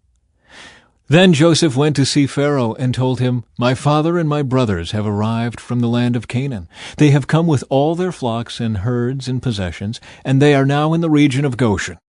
Joseph took 5 of his brothers with him and presented them to Pharaoh. And Pharaoh asked the brothers, "What is your occupation?" They replied, "We, your servants, are shepherds, just like our ancestors. We have come to live here in Egypt for a while, for there is no pasture for our flocks in Canaan. The famine is very severe there, so please, we request permission to live in the region of Goshen." Then Pharaoh said to Joseph, "Now that your father and brothers have joined you here, choose any place in the entire land of Egypt for them to live. Give them the best land of Egypt, let them live in the region of Goshen, and if any of them have special skills, put them in charge of my livestock too." Then Joseph brought in his father Jacob and presented him to Pharaoh, and Jacob blessed Pharaoh. "How old are you?" Pharaoh asked him. Jacob replied, "I have traveled this earth for 130 hard years, but my life has been short compared to the lives of my ancestors." Then Jacob blessed Pharaoh again before leaving his court. So Joseph assigned the best land of Egypt, the region of Ramesses, to his father and his brothers, and he settled them there just as Pharaoh had commanded. And Joseph provided food for his father and his brothers in amounts appropriate to the number of their dependents, including the smallest children. Joseph's leadership in the famine. Meanwhile, the famine became so severe that all the food was used up, and people were starving throughout the lands of Egypt and Canaan. By selling grain to the people, Joseph eventually collected all the money in Egypt and Canaan, and he put the money in Pharaoh's treasury. When the people of Egypt and Canaan ran out of money, all the Egyptians came to Joseph. "Our money is gone," they cried, "but please give us food, or we will die before your very eyes." Joseph replied, "Since your money is gone, bring me your livestock. I will give you food in exchange for your livestock." So they brought their livestock to Joseph in exchange for food. In exchange for their horses, flocks of sheep and goats, herds of cattle and donkeys, Joseph provided them with food for another year. But that year ended, and the next year they came again and said, "We cannot hide the truth from you, my lord. Our money is gone, and all our livestock and cattle are yours. We have nothing left to give but our bodies and our land. Why should we die before your very eyes? Buy us and our land in exchange for food. We offer our land and ourselves as slaves for Pharaoh. Just give us grain so we may live and not die, and so the land does not become empty and desolate." So Joseph bought all the land of Egypt for Pharaoh. All the Egyptians sold him their fields because the famine was so severe, and soon all the land belonged to Pharaoh. As for the people, he made them all slaves, from one end of Egypt to the other. The only land he did not buy was the land belonging to the priests. They received an allotment of food directly from Pharaoh, so they didn't need to sell their land. Then Joseph said to the people, "Look, today I have bought you and your land for Pharaoh. I will provide you with seed so you can plant the fields. Then, when you harvest it, 1/5 of your crop will belong to Pharaoh. You may keep the remaining 4/5 as seed for your fields and as food for you, your households, and your little ones." "You have saved our lives," they exclaimed. "May it please you, my lord, to let us be Pharaoh's servants." Joseph then issued a decree, still in effect in the land of Egypt, that Pharaoh should receive 1/5 of all the crops grown on his land. Only the land belonging to the priests was not given to Pharaoh. Meanwhile, the people of Israel settled in the region of Goshen in Egypt. There they acquired property, and they were fruitful, and their population grew rapidly. Jacob lived for 17 years after his arrival in Egypt, so he lived 147 years in all. As the time of his death drew near, Jacob called for his son Joseph and said to him, "Please do me this favor. Put your hand under my thigh and swear that you will treat me with unfailing love by honoring this last request. Do not bury me in Egypt. When I die, please take my body out of Egypt and bury me with my ancestors." So Joseph promised, "I will do as you ask." "Swear that you will do it," Jacob insisted. So Joseph gave his oath, and Jacob bowed humbly at the head of his bed. Chapter 48. Jacob blesses Manasseh and Ephraim. One day not long after this, word came to Joseph, "Your father is failing rapidly." So Joseph went to visit his father, and he took with him his 2 sons, Manasseh and Ephraim. When Joseph arrived, Jacob was told, "Your son Joseph has come to see you." So Jacob gathered his strength and sat up in his bed. Jacob said to Joseph, "God Almighty appeared to me at Luz in the land of Canaan and blessed me. He said to me, 'I will make you fruitful, and I will multiply your descendants. I will make you a multitude of nations, and I will give this land of Canaan to your descendants after you as an everlasting possession.' Now I am claiming as my own sons these 2 boys of yours, Ephraim and Manasseh, who were born here in the land of Egypt before I arrived. They will be my sons, just as Reuben and Simeon are. But any children born to you in the future will be your own, and they will inherit land within the territories of their brothers, Ephraim and Manasseh. Long ago, as I was returning from Padan Aram, Rachel died in the land of Canaan. We were still on the way some distance from Ephrath, that is, Bethlehem. So with great sorrow I buried her there beside the road to Ephrath." Then Jacob looked over at the 2 boys. "Are these your sons?" he asked. "Yes," Joseph told him. "These are the sons God has given me here in Egypt." And Jacob said, "Bring them closer to me, so I can bless them." Jacob was half blind because of his age and could hardly see. So Joseph brought the boys close to him, and Jacob kissed and embraced them. Then Jacob said to Joseph, "I never thought I would see your face again, but now God has let me see your children too." Joseph moved the boys who were at their grandfather's knees, and he bowed with his face to the ground. Then he positioned the boys in front of Jacob. With his right hand he directed Ephraim toward Jacob's left hand, and with his left hand he put Manasseh at Jacob's right hand. But Jacob crossed his arms as he reached out to lay his hands on the boys' heads. He put his right hand on the head of Ephraim, though he was the younger boy, and his left hand on the head of Manasseh, though he was the firstborn. Then he blessed Joseph and said, "May the God before whom my grandfather Abraham and my father Isaac walked, the God who has been my shepherd all my life to this very day, the angel who has redeemed me from all harm, may he bless these boys. May they preserve my name and the names of Abraham and Isaac, and may their descendants multiply greatly throughout the earth." But Joseph was upset when he saw that his father placed his right hand on Ephraim's head. So Joseph lifted it to move it from Ephraim's head to Manasseh's head. "No, my father," he said, "this one is the firstborn. Put your right hand on his head."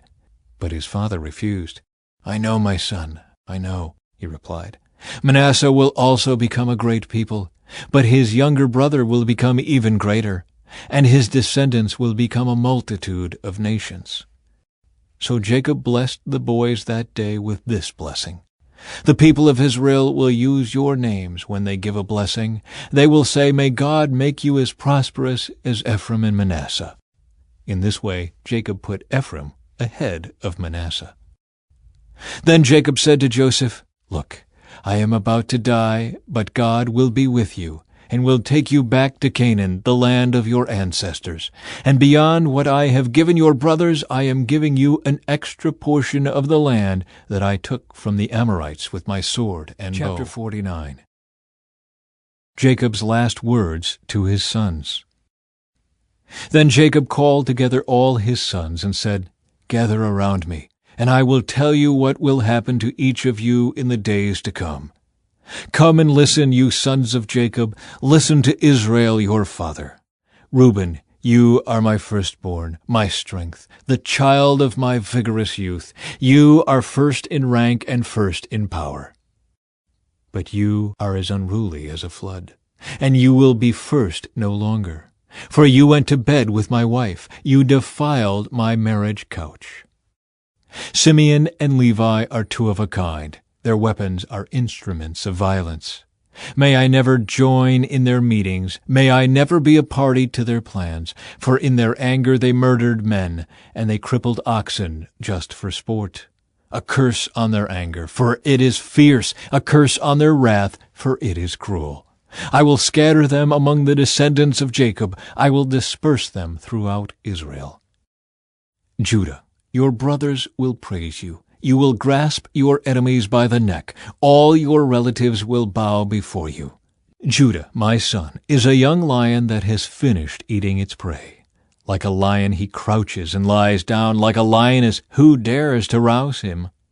The scepter will not depart from Judah, nor the ruler's staff from his descendants, until the coming of the one to whom it belongs, the one whom all nations will honor. He ties his foal to a grapevine, the colt of his donkey to a choice vine. He washes his clothes in wine, his robes in the blood of grapes. His eyes are darker than wine, and his teeth are whiter than milk. Zebulun will settle by the seashore, and will be a harbor for ships. His borders will extend to Sidon. Issachar is a sturdy donkey resting between two saddle packs. When he sees how good the countryside is and how pleasant the land, he will bend his shoulder to the load and submit himself to hard labor. Dan will govern his people like any other tribe in Israel. Dan will be a snake beside the road, a poisonous viper along the path that bites the horse's hooves so its rider is thrown off. I trust in you for salvation, O Lord. Gad will be attacked by marauding bands, but he will attack them when they retreat. Asher will dine on rich foods and produce food fit for kings. Naphtali is a doe set free that bears beautiful fawns. Joseph is the foal of a wild donkey, the foal of a wild donkey at a spring, one of the wild donkeys on the ridge. Archers attacked him savagely. They shot at him and harassed him, but his bow remained taut, and his arms were strengthened by the hands of the mighty one of Jacob, by the shepherd, the rock of Israel. May the God of your father help you. May the Almighty bless you with the blessings of the heavens above, and blessings of the watery depths below, and blessings of the breasts and womb. May the blessings of your father surpass the blessings of the ancient mountains, reaching to the heights of the eternal hills. May these blessings rest on the head of Joseph, who is a prince among his brothers. Benjamin is a ravenous wolf, devouring his enemies in the morning and dividing his plunder in the evening. These are the 12 tribes of Israel, and this is what their father said as he told his sons goodbye. He blessed each one with an appropriate message. Jacob's death and burial. Then Jacob instructed them, "Soon I will die and join my ancestors. Bury me with my father and grandfather in the cave in the field of Ephron the Hittite. This is the cave in the field of Machpelah near Mamre in Canaan, that Abraham bought from Ephron the Hittite as a permanent burial site. There Abraham and his wife Sarah are buried. There Isaac and his wife Rebekah are buried. And there I buried Leah. It is the plot of land and the cave that my grandfather Abraham bought from the Hittites." When Jacob had finished this charge to his sons, he drew his feet into the bed, breathed his last, and joined his ancestors in death. Chapter 50. Joseph threw himself on his father and wept over him and kissed him. Then Joseph told the physicians who served him to embalm his father's body. So Jacob was embalmed. The embalming process took the usual 40 days, and the Egyptians mourned his death for 70 days. When the period of mourning was over, Joseph approached Pharaoh's advisers and said, "Please do me this favor and speak to Pharaoh on my behalf. Tell him that my father made me swear an oath. He said to me, 'Listen, I am about to die. Take my body back to the land of Canaan and bury me in the tomb I prepared for myself. So please allow me to go and bury my father. After his burial, I will return without delay.' Pharaoh agreed to Joseph's request. 'Go and bury your father, as he made you promise,' he said. So Joseph went up to bury his father. He was accompanied by all of Pharaoh's officials, all the senior members of Pharaoh's household, and all the senior officers of Egypt. Joseph also took his entire household and his brothers and their households, but they left their little children in flocks and herds in the land of Goshen. A great number of chariots and charioteers accompanied Joseph. When they arrived at the threshing floor of Atad near the Jordan River, they held a very great and solemn memorial service with a 7-day period of mourning for Joseph's father. The local residents, the Canaanites, watched them mourning at the threshing floor of Atad. Then they renamed that place, which is near the Jordan, Abel Mizraim, for they said, "This is a place of deep mourning for these Egyptians." So Jacob's sons did as he had commanded them. They carried his body to the land of Canaan and buried him in the cave in the field of Machpelah near Mamre. This is the cave that Abraham had bought as a permanent burial site from Ephron the Hittite. Joseph reassures his brothers. After burying Jacob, Joseph returned to Egypt with his brothers and all who had accompanied him to his father's burial. But now that their father was dead, Joseph's brothers became fearful. "Now Joseph will show his anger and pay us back for all the wrong we did to him," they said. So they sent this message to Joseph. "Before your father died, he instructed us to say to you, 'Please forgive your brothers for the great wrong they did to you, for their sin in treating you so cruelly. So we, the servants of the God of your father, beg you to forgive our sin.'" When Joseph received the message, he broke down and wept. Then his brothers came and threw themselves down before Joseph. "Look, we are your slaves," they said. But Joseph replied, "Don't be afraid of me. Am I God that I can punish you? You intended to harm me, but God intended it all for good. He brought me to this position so I could save the lives of many people. No, don't be afraid. I will continue to take care of you and your children." So he reassured them by speaking kindly to them. The death of Joseph. So Joseph and his brothers and their families continued to live in Egypt. Joseph lived to the age of 110. He lived to see 3 generations of descendants of his son Ephraim, and he lived to see the birth of the children of Manasseh's son Machir, whom he claimed as his own. "Soon I will die," Joseph told his brothers, "but God will surely come to help you and lead you out of this land of Egypt. He will bring you back to the land he solemnly promised to give to Abraham, to Isaac, and to Jacob." Then Joseph made the sons of Israel swear an oath, and he said, "When God comes to help you and lead you back, you must take my bones with you." So Joseph died at the age of 110. The Egyptians embalmed him, and his body was placed in a coffin in Egypt.